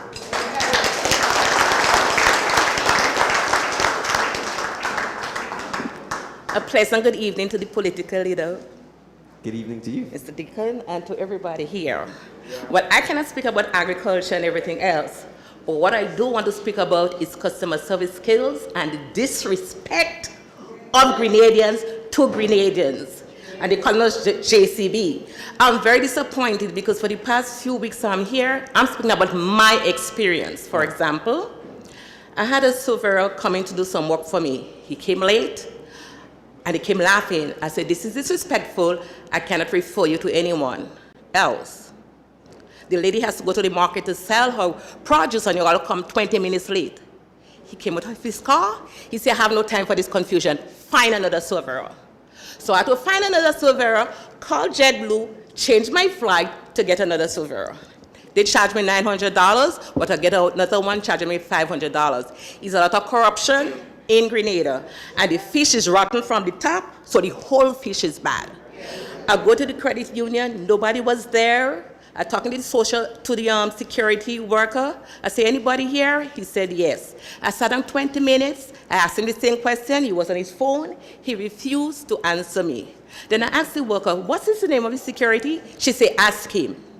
And I realized you cannot send an email to anybody because the one at the top is so entangled with the other one, so who are you complaining to? So my thing about Grenada, they need real good customer service skills. They need a workshop. They need a lot of education in customer service skills.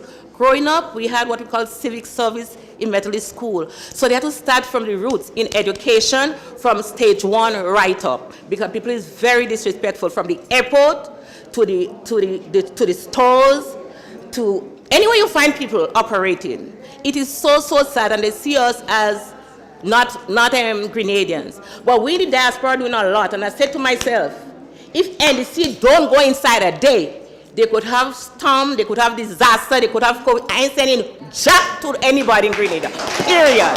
That's my thing. Because they're disrespecting us to a T. And on a personal note, I want to say congratulations to Gloria Thomas. We went to convent together, and she's always this aggressive person, want to lead, want to take charge, want to be the group leader, and she is a hard worker. So she doesn't just come on the scene because of politics, no. Gloria is a dedicated, committed, hard, honest, decent, working person. She's a strong person. Just give her the opportunity and vote wisely, and vote for Gloria Thomas. She She will put the real seed on the ground. Now the seeds are growing up there, and the financial tree is going to one set of people. She will plant seed that everybody can enjoy and anybody can benefit. So my thing is about it, Grenada, customer service skill, because the experience is bad. We always talk about it, and I just hope that something can be done. I don't know. It's very, very hard because to fix this problem, you're going to take a lot. You're going to take a lot because some people already rooted in that kind of behavior. I don't know, but this is something I'm concerned about because I had bad experience in this short space of time. Okay, thank you very much for your comments. And your endorsement of Sister Gloria. I want to say this because as Grenadians, we have to look at ourselves in the mirror and ask ourselves what kind of Grenada we want. Do we want a Grenada where we help each other? Do we want a Grenada where we kind to each other? Do we want a Grenada where we look out to each other? Do we want a Grenada when someone interacts with us, they left smiling and happy and satisfied? Or do we want a Grenada when they interact with us, they're disgruntled, they're unhappy, being late means they've got to change their flight, etc., etc. Those are the issues we need to face as Grenadians. Because we all experience poor service. We know we should get better service, but the question we have to ask, do we give better service? So the change we want has to start with each and every one of us. I think we all know what it is to get shoddy service from people, but the question is, do we give shoddy service as well? And if we do, then the change must start with us. And if it starts with us, it will spread and it will trickle down to our children and our grandchildren who will grow up in a society knowing that, and I say this all the time, we are a Christian society. We all seeking redemption. But I ain't find we would like to turn the other cheek at all. And to me, that's the distinction between Christianity and probably all the other religions. Jesus Christ said to turn the other cheek. But we have the habit where we seem to like the Old Testament, fire and brimstone, fire and brimstone. So I'm saying the change must start with us. And if we want a society that is dynamic, that is efficient, it means our customer service must become dynamic, it must be efficient, it must be professional. And we have to start, obviously, being on time. So thank you very much for the comments. Duly noted.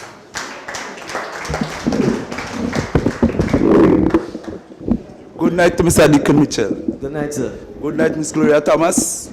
Good night, NDC family, everybody. I have a few comments to touch tonight. Go right ahead. All right. We have 4 ministers in St. Andrews. For the longest while we're suffering. Like they can't say the truth. We're afraid to ask for what we want. Imagine, when we walk from Granville to Paraclete, we have 2 nutmeg pools, one in Lafayette, one in Paraclete, closed down.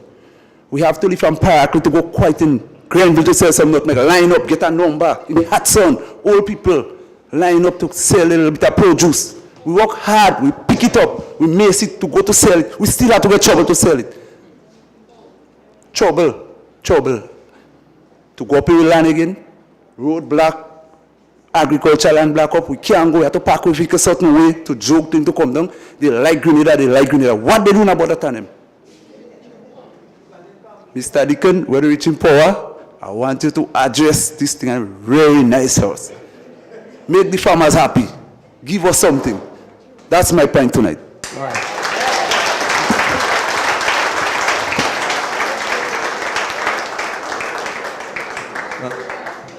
Thank you very much. On the first comment, obviously that's a GCNA issue, and I don't know how interactive the management and board of GCNA is directly with the farmers, because I am presuming the reasons why a lot of the nutmeg pools are closed is because GCNA will say that the nutmeg production is not at the levels that it used to be, and therefore they can't keep all the stations open. And that's why I made the point about that's 18 years since Hurricane Ivan. If production had been ramped up, then the production levels would have been able to sustain the opening of all of the nutmegs. But again, if we are about service and finding solutions, why do you have to go to GCNA? Why can't GCNA come to you? Why can't you get an appropriate truck? Huggins comes to you. Hubbards comes to you. Purcell comes to you. Mahan comes to you. The garbage truck comes to you. GCNA can come to you. They can get a roving vehicle that goes around, especially if the quantities of nutmegs are small. Pick the nutmegs up and pay. And I say this to say we are too stuck in one way. We are not finding solutions to the issues, right? And it may very well mean that for the future, that a lot of these nutmeg pools probably have to be sold because they're just sitting there with nothing to be done. You can sell it, get some cash, and probably pump it back again into buying nutmeg farms or buying trucks and so on that you can use to actually collect the nutmegs. And I'm not even talking about open back trucks. You can buy closed tray trucks that the nutmegs don't get wet, that are in a controlled environment, etc. So those are some of the things that I'm talking about. We have to be prepared to think outside of the box, right? There are all kinds of apps now. They can have all of the farmers on an app, so that if you're doing a particular region this week, you could say, okay, the truck will be coming through this area on these days. You get it on your WhatsApp, you get it on your Facebook, you get it on your whatever. So you don't even have to worry about coming out the road except 5 or 10 minutes when the truck is away. So there are lots of ways to solve these issues, but it requires people who actually want to solve them. And it requires people who want to listen to the challenges. You have to say, okay, let us find a way to solve this. And those things are reflective of the way in which the country has been run. You have to go to the passport office. You have to go to the driver's license. You have to go everywhere. You have to go to meet the government. The government is never coming to meet you. The government services are never provided to you. So if you're in Soteres, as I've said, the cost of a bud paper for someone in town might be $7.50. But if you're from Soteres, the cost of a bud paper is probably $30 because you have to pay transportation $23 to go down there to get a signature. In 2022, you should be able to get your birth certificate on your phone. You should be able to get a death certificate on your phone. So a lot of the things, so when people, we waste so much money on hard physical stuff that don't serve any purpose. We built a parliament building for $25 million and it doesn't have any space for people to sit inside of it. And parliament only sits a couple times per year. So the question is, as a country, if you have $25 million, will you build a parliament building that you only use 5 times a year? Or will you build a fishing school? Or will you build a tourism school? Or will you build an agriculture school? Those are the hard decisions you have to make. You spent $25 million to build a parliament building where you didn't rebuild any other libraries. That's the reality. So life is about decision making. If you have $10 to spend, the question is, if it's about the nation and developing the nation, then you will take decisions that affect the majority of the people and improve the majority of the people's life. It's that simple. It's as simple as that. And so the days for doing things because we used to do it, or that's what we know, or that's how they say it should be done, are over. You have to have a valid reason for doing what you do. And it must be about helping to improve the lives of people. So I'm saying simple examples like how GCNA interacts with its farmers, how it collects the nutmegs, how it stores the nutmegs. Those are issues that we need to tackle. The feeder roads, the farm roads, the access to it. There's been a lot of feeder roads built, and it's clear it's not about farms. It's about giving somebody roads so that they can cut up their land and sell it.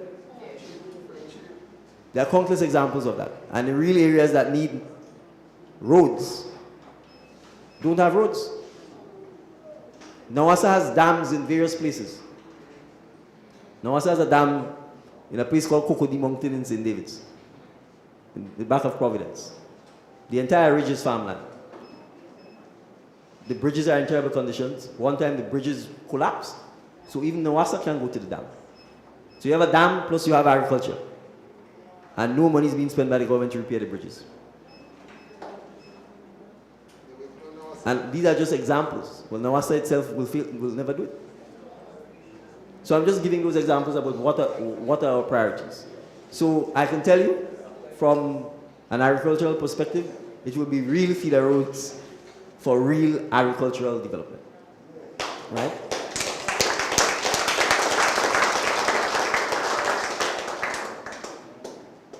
Any other questions, comments? Good night, party leader, and welcome to our area. Good night. By Representative Dr. Thomason to the audience. Now, Every time I hear about agriculture, I cannot sit down. I'm all scared up to say something. Because I know it's a big thing, and it could go a long way, a wide way. Now, what I'm going to say tonight is not hearsay. It is facts because I work there. Myself and see this mister with the red cap there? Yes. Somebody. We work it together. Now, farmers had a building before PFU, meaning Productive Farmers Union. That is the same building where Lacroix by Glaston Road, with the same below the convent. Yes. That was farmers' building, but that was in the NDC time of Judge Brizan, which is the best agriculture minister and best finance minister that ever passed. The revolution had good agriculture too, but I will leave out the revolution and speak about that part. We used to work there. We had vans going around, just like our marketing going around and get the produce, bring there. We had men, ladies working. All type of fruits you could think about, we used to ship there. Mango, and all type of mango. So I just put the mango, meaning everything. Plantain, blogo, fig, mango leaf, fig leaf, damsel, condisio, lemongrass, bilinbi, meaning condisio. The hawk plum we're working on, we used to be shipping that and all. I just wonder what the people doing with that. When Maurice Bishop Bill put on his say it's for economic takeoff. It wasn't like people also meet and say military base, but it's for economic takeoff. So what you're saying, instead of we produce, when we shipping it away, instead of saying we're going in Barbados and Miami and spend days, by the time you reach there, we say the UK, America, what, it might be spoiling. So when you have the international airport, when you bring it down there, one flight, so you reach. We used to ship breadfruit and all. What we used to do, put it in them zip bag, we put ice in it, so when it melts, it sends a little water, because when we put breadfruit in the water, it stays longer. Right. All this, come closer to the mic. All these things used to be shipping. Farmers, they used to keep 10 cents on each and every pound of fruit for farmers. So at the end of the year, they get just a back pay. Farmers getting 3 back pay at the end of the year. If you have any farmers in what they could prove me right. So they're getting the knockback back pay, the cocoa back pay, and the back pay from PFU. Right? Now we have all these things spoiling. Even the fresh nutmeg part, when you know about it, we used to take that. I tell you, because as I said from the beginning, I tell you, here, see. I used to work there, driving van company. I used to bring down in the lab in Tantin. They're making jam and jelly with the nutmeg part. So you see things we could do with our fruits. Well, all what they have to do is to just maybe build a few factories. In the revolution, then we had factories, but all of them gone. Yeah.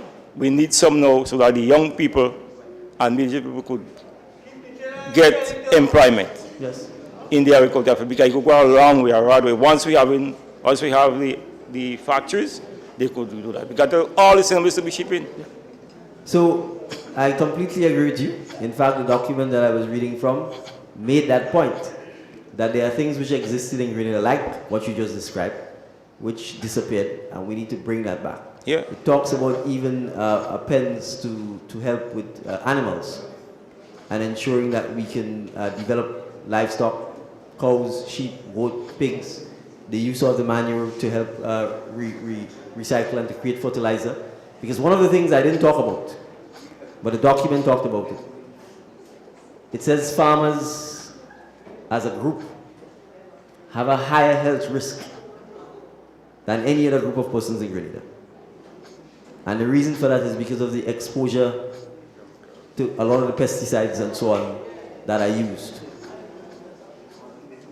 So you may very well find that when proper studies are done, you may find farmers have all kinds of cancers, all kinds of various diseases that are associated with their long-term exposure to use of pesticides.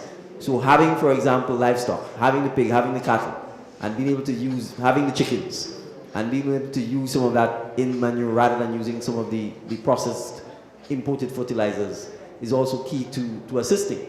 But I'll give simple ideas about things that can happen. There are hundreds of thousands of Grenadians and West Indians living on the north coast of North America, including Canada, and living in London. They want lemongrass tea. They used to be shipping all this. They want soursop tea. Soursop, all this used to be shipping. They want mango leaf tea. Yeah. All this Nobody that I know of grows lemongrass on a commercial scale in Grenada. Nobody grows lemongrass on a commercial scale. We just joke to little plant there and we joke to little plant there, but we are not taking it seriously. We are not saying I'm going to plant 3 or 4 or 5 acres only of lemongrass, and I'm going to harvest it at a level where I can dry it and process it and bag it and sell it in the quantity. So we have to understand something with agriculture. Agriculture is industry, just like everything else. You have to have scale. You have to have a lot of produce, because once someone contracts with you, let's take a hotel. If a hotel here says we're going to promote local products, and in the high season they have 300-400 guests per day, and they are promoting lemongrass, and suppose these guests get hooked on the lemongrass, and they tell you, fine, we want lemongrass contract. You have to be able to supply them with, in 1 week, 20,000 lemongrass tea bags. In a month, 80,000. Because one guest may drink 4 or 5 cups of lemongrass in the morning. They may like it so much that at afternoon time, if they're having tea, they say, okay, more lemongrass. We have to be able to supply in quantities that make sense. So agriculture is business, it's industry, just like everything else. I'll give another example. Everybody's selling coconut water. Everybody's selling coconut water. Who planting the coconut? Nobody. Show me a 10-acre plot of land where it's only coconuts. I can guarantee you one doesn't exist in Grenada. And that's just coconut water. Don't forget the fact that we used to have copra, we used to make coconut oil, etc., etc. So the reality is, in many respects, Grenada has gone backward in leaps and bounds. Right? And I know how to make nutmeg jam. I know how to make it. You take the pericarp, you soak it, you boil it, you add in the sugar and some preservatives, and in tutu you have I know how to make it. I grew up knowing how to make nutmeg jams. So when I say to people that we have money sitting on the ground, rotting on the ground, whether it's in the form of our fruits and vegetables, whether it's in the form of our nutmegs, nutmeg is probably the most versatile crop. There's no part of it that you can't use. From the shell, to the nutmeg itself, to the pericarp, to the mace, right? But I mean, there are other crops, golden apple, soursop. I'm told by exporters that Grenada used to have a $16 million export value for golden apples. We're not exporting golden apples now because there's some disease affecting it. And again, where is the research and development to ensure that we can overcome the disease? So I'm satisfied that if we seriously want to transform Grenada, and people have to understand that, countries do well because they make things, because they produce things, because they grow things. Everything we're using, somebody's making it, from a mic to a phone to a plastic cup. Somebody's producing it and producing it in a factory. So you need industry. You need commerce. And if that isn't happening on a large scale, we are not going to improve as a society. But it needs leaders who will talk about those things openly, who will talk about that. It's not no magical. Let's take something like aloes. And all the byproducts, they sell you everything, all kind of fancy soap, shampoo, aloe vera this, aloe vera this, aloe vera. Well, the extract is coming from the aloes. Terry Forrester has been talking about that up and down the place. But does anybody grow aloes on a commercial scale in Grenada? No. So we can go on and on. Right? We haven't talked about creating a marijuana industry or a hemp industry. That we can take on an entire night. It is not because, as the sister who spoke pointed out, the resource of a country is its people. You could have gold, you could have bauxite, and if the people don't know how to extract it, it stays in the ground. So the reality is, we have to invest in agriculture. We have to invest in educating our people about the history of agriculture. And we have to invest in research and development so that we can create products on a large enough scale so that we can sustain industries. When we used to export bananas, think about it. It used to be hundreds of thousands of tons of bananas. Now we're importing bananas. And I want you all to understand that in my lifetime, and they say I'm young and I'm inexperienced, in my lifetime, I've gone from waking up every morning and listening to Mike Nolan on the radio, telling you about how much nutmeg we sell, how much bananas we sell, how much was rotten, what we need to do to improve it the next time, to Grenada importing nutmeg, importing bananas. In my lifetime, and I am that old. So when I say oftentimes, even if you couldn't export the bananas, why couldn't you keep producing it for your domestic consumption? Right? And those things have serious consequences because we eat the wrong things. We talked about healthcare, but we are eating the statistics on Grenada: diabetes, high blood pressure. The same document tells you after the cancer, those are the two next killers. And we are importing all kinds of things. We have no idea where they're making it, what is in it. And the things that we could see, feel, and touch here, we don't want to eat it. So the reality is, we have to commercialize agriculture. We have to plan it. We have to treat it just like any other industry. And it's not just the farming. It's the processing. It's the sorting. It's the storing. It's the preservation. It's the dealing with the diseases and so on that may go after it so that we can counteract those things. And when you do that, you have more work and more employment. So we can solve the unemployment situation in Grenada. It's whether or not we want to do so by investing in things like agriculture. Thank you.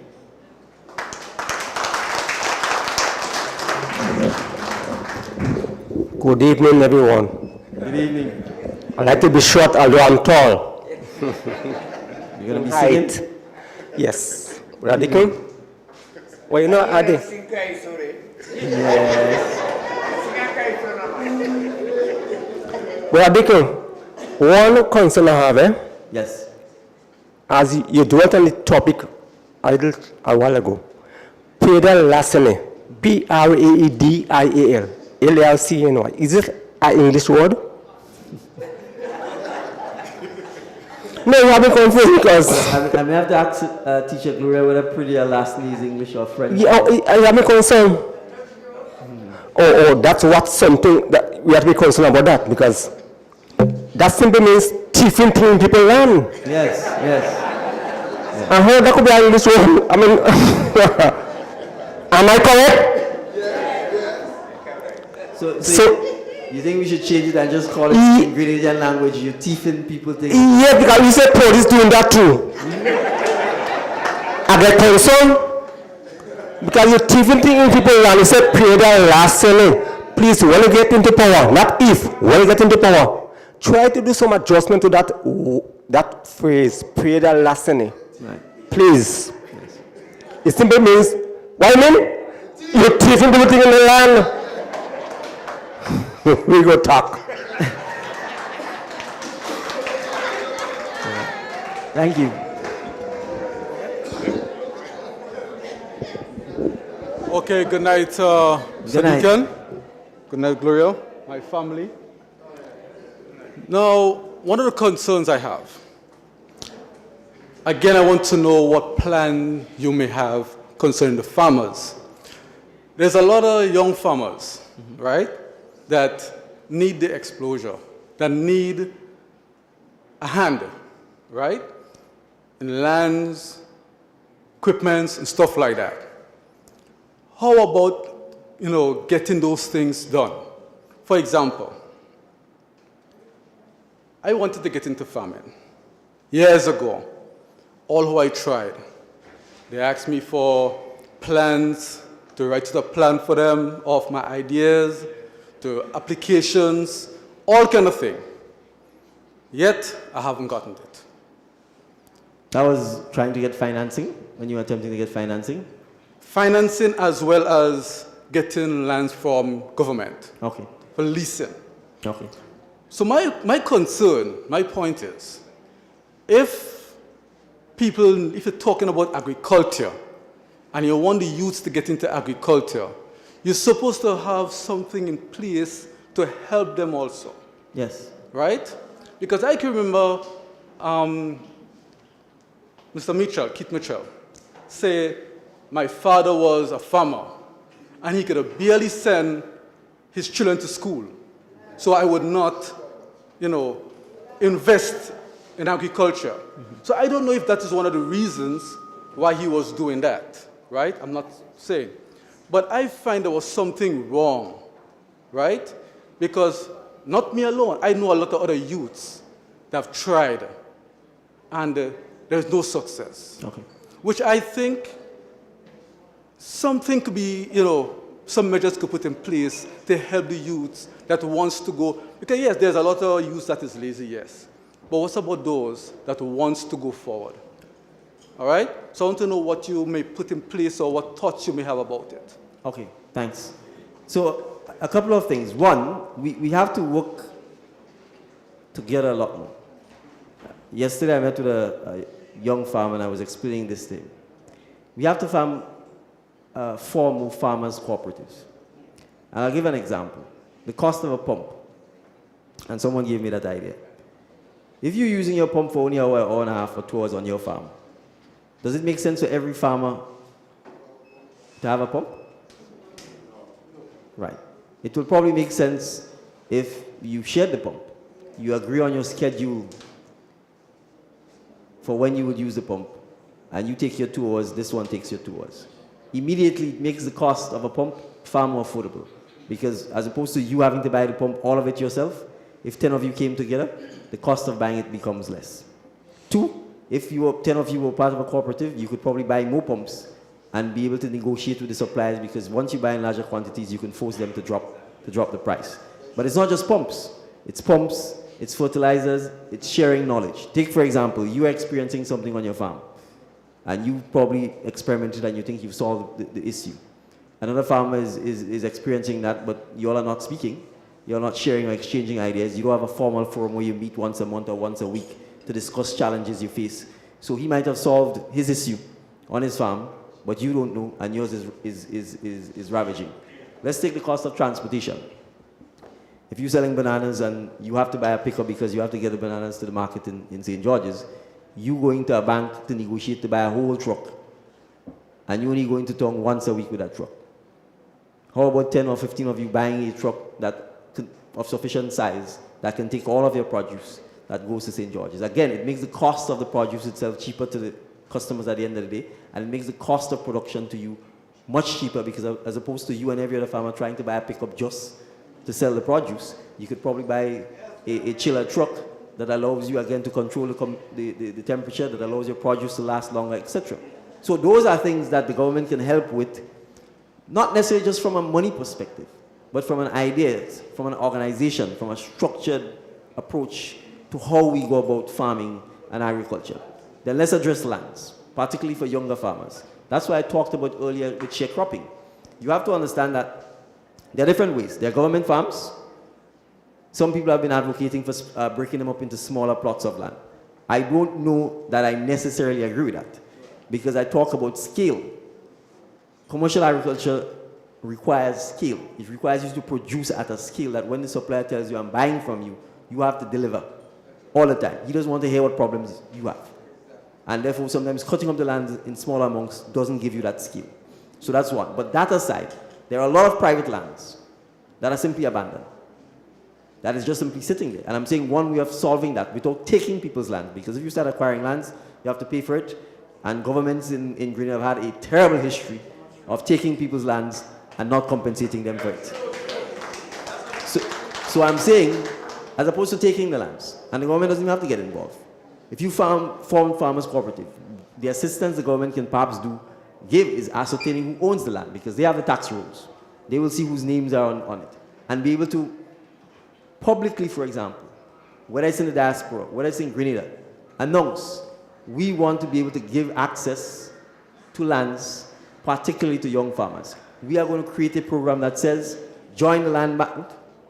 If you are not farming, if your beneficiaries don't want to sell, but the land is vacant or idle, give our young people access to those lands. We will enter into sharecropping arrangements where you will get 15 or 20% of the net proceeds, because it's the farmers who will go clean it up, it's the farmers who will invest in it, it's the farmers who will create an agriculture sector, and you sign an agreement for a certain period of time that allows the farmers sufficient longevity on the land that they could seriously make the investment. as well as create a first option to buy. So that if you do agree to sell, the farmer who's invested it and raised the value of the land gets the first option, etc., etc. So a lot of these things don't require money. You know. These things don't require money. It's the idea and the willingness to implement them. So it's not about money. And I'm saying you have a Ministry of Agriculture. Right? We talked about the farm schools. We haven't gone into real use of technology yet when it comes into farming, like aquaponics. So the truth is, if we're not interested in those things, and the persons who are leading Grenada are not interested in those things, then the question is, what are they interested in? Right? So I'm saying for particularly young farmers, the opportunities will be made available. We have to zone our land to say certain parts of our land will remain agricultural. Because we run the risk that if we don't do that, you could end up in a situation where fertile agricultural land gets turned into residential land, and you get squeezed and less land is available for agriculture, and at a scale that is required. So I can stand here and give you all kinds of ideas that I have for agriculture, but I want to make this point. It has to be seen as a business. It has to be seen from a commercial point of view, which means you can't start and stop. If you're going all in, right? And I've made the point. Things like GDB, the Grenada Development Bank, should not be involved in car loan. That's not development. That's underdevelopment. You're taking all the money to send it to Japan or Europe, right? And we are not exporting anything to Japan or Europe. So the Japanese and the Chinese want our chocolate. They want our nutmegs. They want our jams and jellies and those kinds of things. They want our processed fish.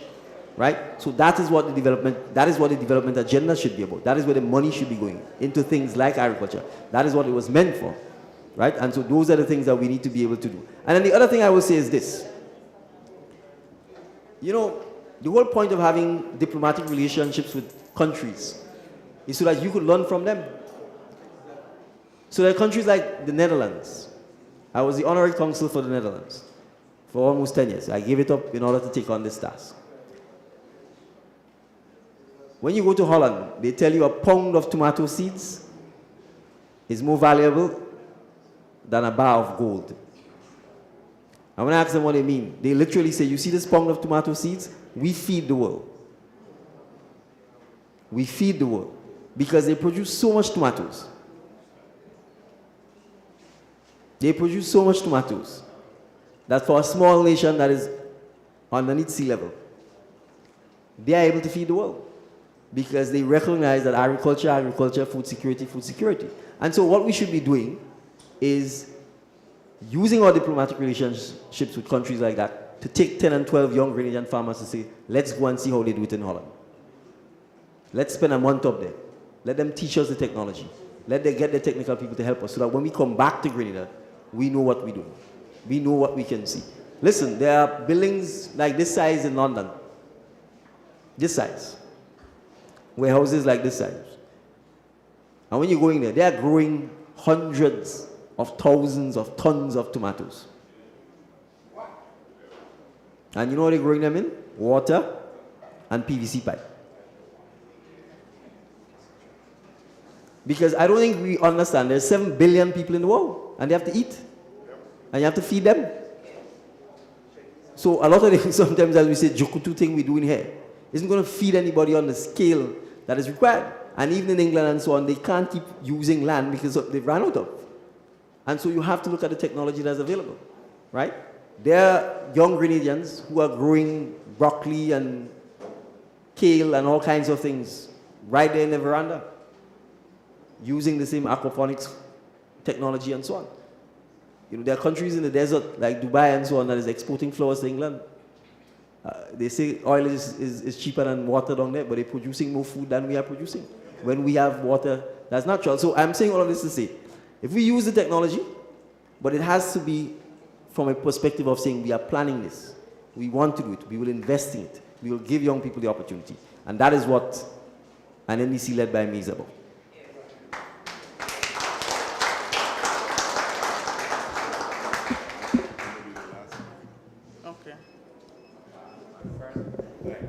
Well, I guess we saved the best for last. Yeah.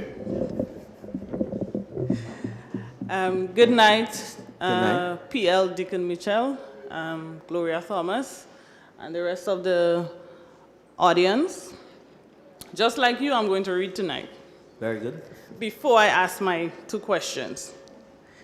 Gloria Thomas is not someone who likes to toot her horn, but I'm going to toot it for her.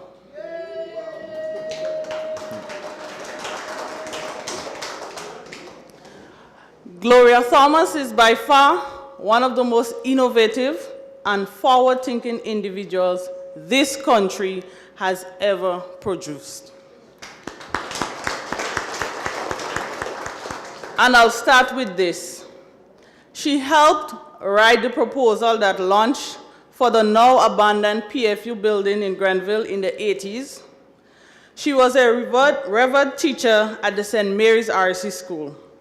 She went on to become the top truancy officer in the country, reducing the rate to under 5% in her area. She cooked and sent meals to the members of the Cardrona Home for the Aged on Sundays.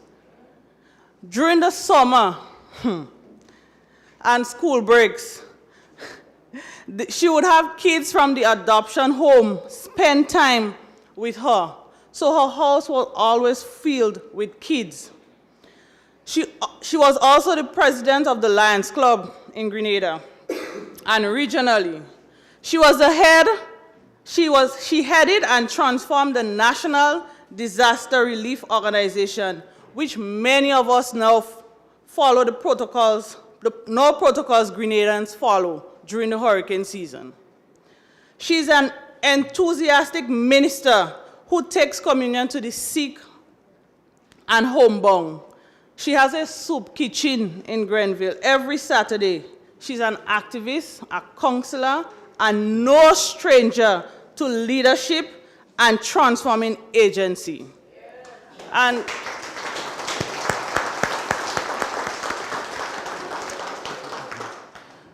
let me just say this. If you go to her home now, you would see all kinds of stuff that she doesn't need. But whenever she's traveling, she would see persons selling items, and she would just buy just to support them because she doesn't need it, but she would just buy to support them. And that's the kind of person she is. I know she has a passion for marginalized people. So one time I asked her for a change, and when she looked between the seats, there is $5. No, I cannot give you that. That is for baby. And that is a destitute in Grenville.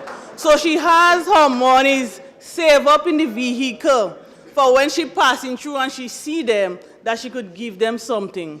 She always says, yes, most of them cannot help themselves.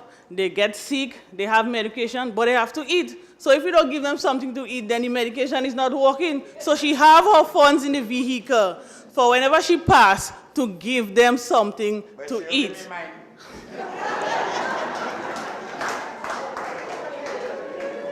You could help yourself. You could help yourself. With that mouth, you could help yourself.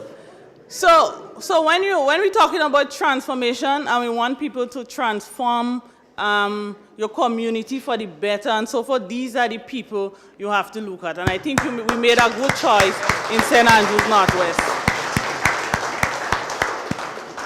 So my question is, and I'm asking that on behalf of her because I know she wants to know what Deacon Mitchell and the NDC has in place for the marginalized people, the destitute, the homeless people. I have a passion for that too. I don't like to see people, and we kind of marginalize them because they're not in keeping with what society says a person should look like and a person should operate, right? So we marginalize them. I remember getting involved, trying to see how I could assist, and I thought of this idea. I had this idea. It wasn't pie in the sky because it started, it executed, it helped, but it just needed to continue. So with good teamwork and so forth, and people willing, community spirit, we can get things done. These people don't go and check up in the hospital. These people don't go and say, well, they're going to eat broccoli and so forth. Whatever they get, they eat. So when we're talking about health and so forth, we have to look at that too. So if we have something in place where these people can go and, or we could go to them and as doctors and nurses, you check them every now and then, you have a schedule. So you knowing the status of these people medically. I remember working in Grenville and most of the marginalized people, the destitute and so in Grenville, you would find them dead in Grenville Park. You see them today and tomorrow they die, you know? So nobody is keeping in touch with these people and them. And that is one thing I know she has a passion for. She tries her best to keep in touch. And all what they tell her, well, leave these people and them alone. She's always there behind them. So I want to know what you have, what the NDC's plans are for these people in society, how we are going to improve their lives and our community. And the other question I have is our laws. I believe a lot of our laws are ancient. What are your plans in adjusting some of these laws to suit the time? We're in 2022 and the law should reflect what happened, what is happening now in 2022. So what are your plans in making adjustment to the laws, the ancient ones?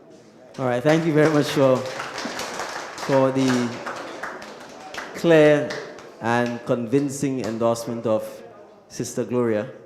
And it's reflective of years of selfless community service. And I made the point that those of us who are offering ourselves to serve are doing so because we want to. And in the case of Sister Gloria, the fact that she's been doing that all her life, this is just a continuation and an extension of a desire to serve, and not a desire to be in power, but a desire to serve. So I think those who are listening, I want us to remember this. Those of us who put up our hands up to say that we will get involved in public service need to remember that we serve, we encourage others to serve, and when our time is up, we move on so that someone else can continue to serve. So on the question of the laws, that one is easy. I think two things have to happen. We've inherited laws that culturally was meant, in many instances, to suppress us. It was meant to kill our cultural expression. It was meant to wipe out our identity. And in some cases, it was meant, and still is, to miseducate us. So I don't think there's ever been a comprehensive review of our laws from a perspective of how do our laws help to shape our society. From the Constitution come down. And as part of that process, you don't just want to pass law. You want to pass law that comes out of consultation, that comes out of interaction, that comes out of engagement with the people. Because the laws literally define your reality. And we have to recognize that.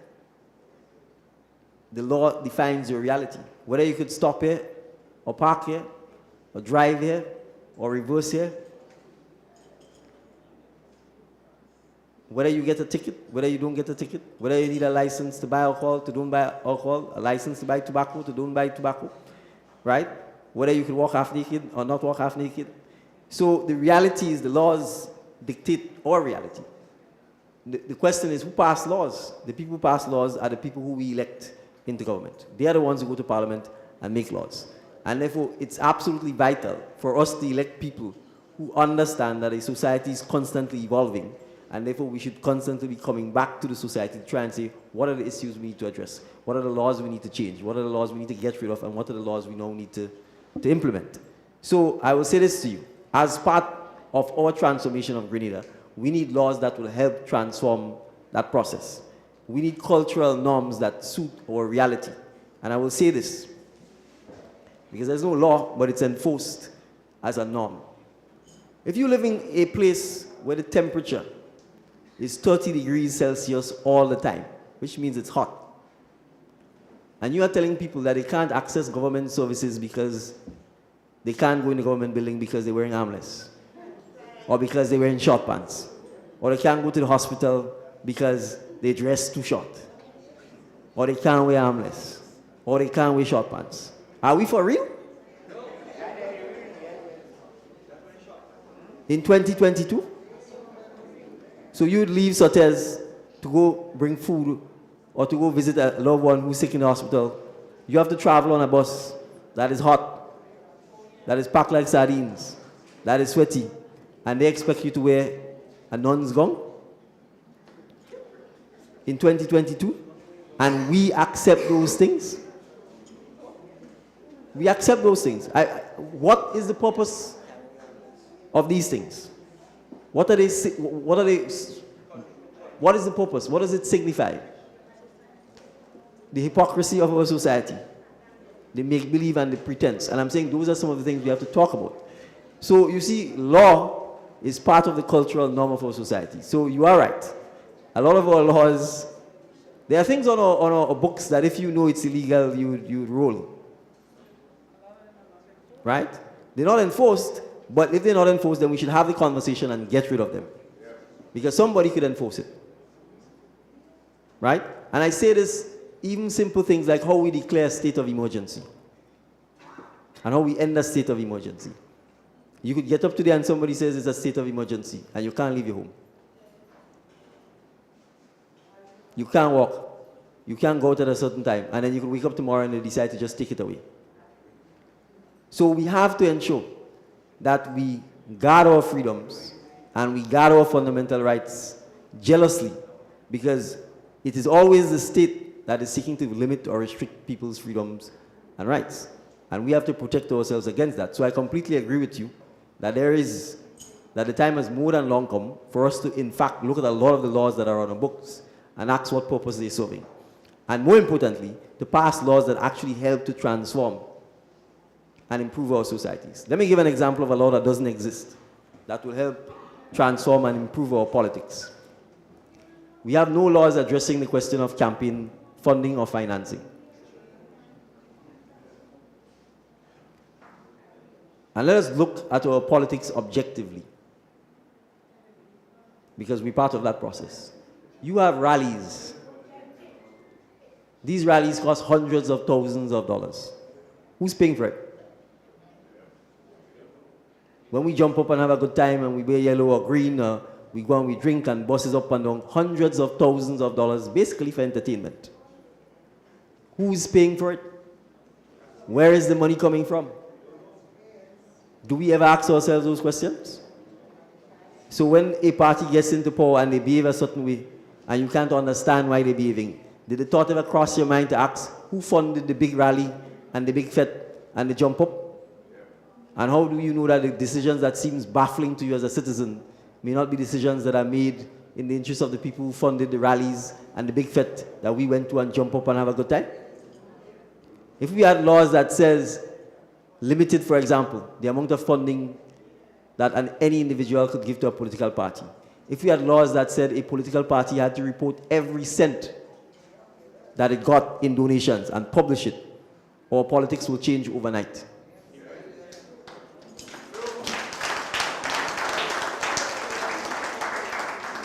But we don't have those laws, and we're not clamoring for it. We don't even seem interested. The OAS report talked about that after the 2018 elections.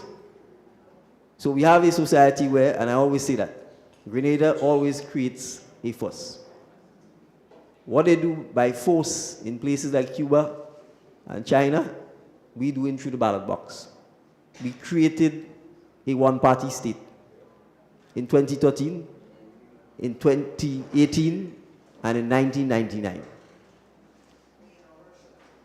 We chose to say only one party matters. We don't even want to hear a dissenting voice. We don't even want a second opinion. So when you hand absolute power over to people, be prepared to lose your freedom.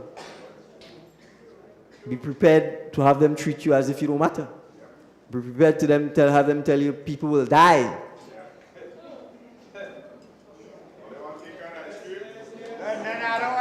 Right? So I'm saying those things to say there are laws that we need to pass to improve our societies. And those are some of the things that we will certainly address when we form the next government. Because it's not about whether it suits me now, so I will take advantage of it. If that is the approach, Grenada will never go forward.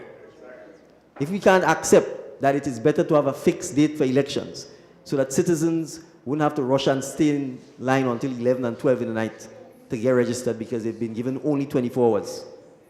If we think that's fine, you're going to vote for more of the same. But if you accept that that is not fine, you will vote for change. So finally,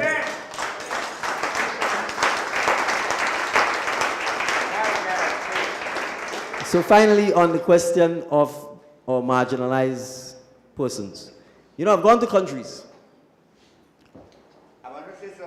and there is, I've gone to countries, and it's not large countries, it's small islands, where there is no vagrancy. No turning back. No vagrancy.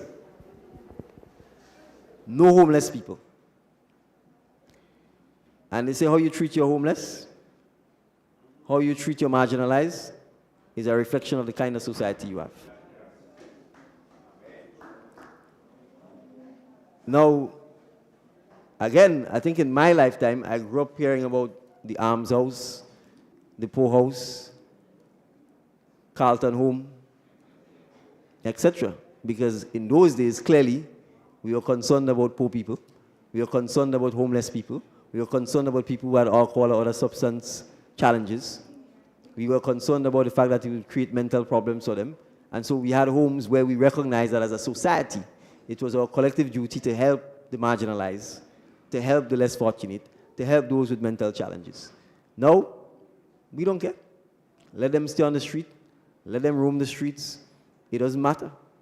And so the reality, it reflects on us as the kind of society that we have become. So, NDC intends to, in fact, and the private sector has been trying. A number of insurance companies through Grenada Cooperative Bank have been trying to raise funds to assist with rebuilding Carlton Home. That's private individuals. Where is the government? Where is the government? Let's talk reality. We have an alcohol abuse problem in Grenada. It is massive. It is rampant. Are we talking with the companies that produce and manufacture rum to say, we need to have a collective approach to lessening the alcohol abuse? We would like you to contribute towards funding Carlton Home because you recognize that's the downside of the product you sell. Do we have that kind of conversation? We don't. And that's the kind of thing that we need to do. We have to be able to say there are clear medical, mental, and health risks associated with excessive consumption of alcohol. There are clear mental, medical, and economic risks associated with gambling. So the entities that make the money off the gambling, the entities that make the money off the alcohol, you have an obligation that we hope you will agree to, so we don't have to legislate it, that says you need to contribute towards mitigating the risk associated with those things. So you have to help us fund Carlton Home. We have to walk back some of the aggressive advertising of alcohol at prime time, 7 o'clock June news. Rum is being advertised. But it's not just alcohol and rum, you know. Let's take the soft drinks, the sweet drinks. All of the sweet stuff we consume that giving us the diabetes. We have to be able to say to them there's a downside to that too. So let us talk about how we mitigate the downside by agreeing that we will fund more sporting activities, we will encourage our people to be healthier, to exercise more, and to consume the sweet drinks in moderation. So I'm saying this to say, as a society, and this political party recognizes the challenges we face, because what is happening is that we are creating more and more marginalized people, you know. So the marginalized will end up being the normal. The vagrancy will become rampant. Poor groups of people will become rampant. People with mental illnesses will become more and more rampant. And the rest of us may feel we could ignore them, but we can't. Because there are streets in Trinidad where there's so much vagrants and so much people suffering with substance abuse problems that you can't even walk there. You're afraid to go.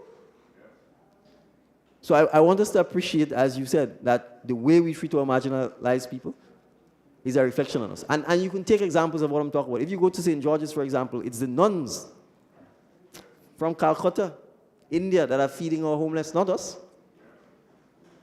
It's foreigners who come into Grenada and are running soup kitchen. Well, with the exception of our dear sister Gloria.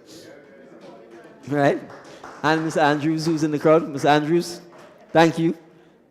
But for the most part, it is non-Grenadians assisting. So I want us to appreciate that I said that we have to ask again, what kind of society do we want? Look ourselves in the mirror and recognize that we need to first minimize the creation of marginalized people. And if they do become marginalized, it's our responsibility to take care of them as a society and to bring them back into the society. So thank you very much for that point. Okay. All right. So I believe my tour of duty ends. I want to say thank you. Thank you for the very insightful, straightforward questions and comments. I think we all benefited from the interaction. And as I've said, we are not about frills and bells and whistles. We are about substance. We want to engage with our people. Politics is about the people. Governance is about governing for and in the interest of the people. And it starts with you being able to subject yourself. Well, subject yourself sounds as if you don't want to do it. It starts with you being willing to come to, speak with, and engage with the people who you are asking to vote for you and the people you say you wish to represent. So we're happy to continue doing this. We know it's a little late and it's midweek, but I want to thank you particularly for coming out, especially since we had a delayed start in light of the timing mix-up. And I want to make sure that you get home safely, continue the positive energy, continue the beating heart, and remember to encourage everyone to go out and exercise that hard-fought for right on the 23rd of June and vote for. Vote for? Thank you.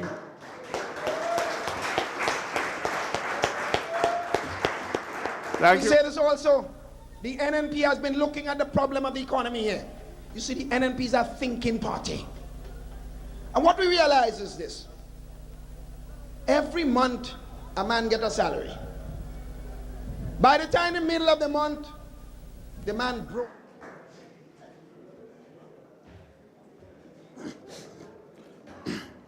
Thank you very much, Brother Randall. Our political leader, Brother Deacon Mitchell, our caretaker candidate, our candidate, Sister Gloria Thomas, and other person I recognize. We had Brother Lennox Andrew. Yeah, Brother Lennox Andrew's here from St. Andrews Southwest.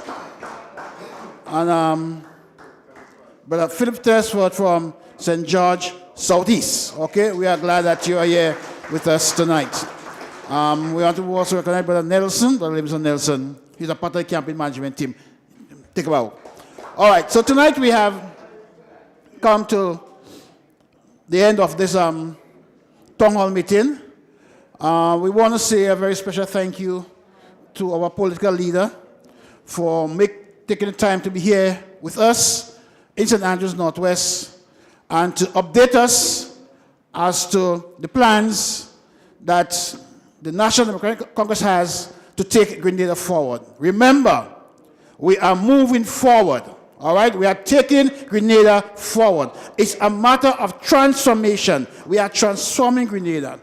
And it is only the NDC that can do that at this time, with the leadership of Brother Deacon Mitchell. All right? And so as we move forward, thank everyone for coming out, all those of you who have contributed in preparing the place. We want to thank Papa Dees for allowing us. He has been a very generous host to us. Thanks for hosting us tonight. All those of you who have contributed in whatever way, we want to thank you for coming and for making tonight's proceedings a success. Just for some information, on Friday... Let me say this also. The NNP has been looking at the problem of the economy here. You see, the NNP is a thinking party. And what we realize is this. Every month, a man get a salary. By the time in the middle of the month, the man broke completely. And because of his being broke, the economy in several ways stagnates for that period. The NNP therefore will look seriously at the possibility of paying government public workers every 2 weeks, not every month, as it appears to be at this time. Brothers and sisters, only the NNP can talk about that. You know why? You know what the NDC would say? Well, how they could do that? Because all the paperwork we have to do every 2 weeks. Brothers and sisters, in the age of computer science, it's just a punch in a number on the computer and the information is made available so easily. So for NNP, it will be easy. But for NDC, it's going to become very difficult. Right? So, but it takes us to do it. We have to work together to achieve the goal. Thank you very much, and God bless you.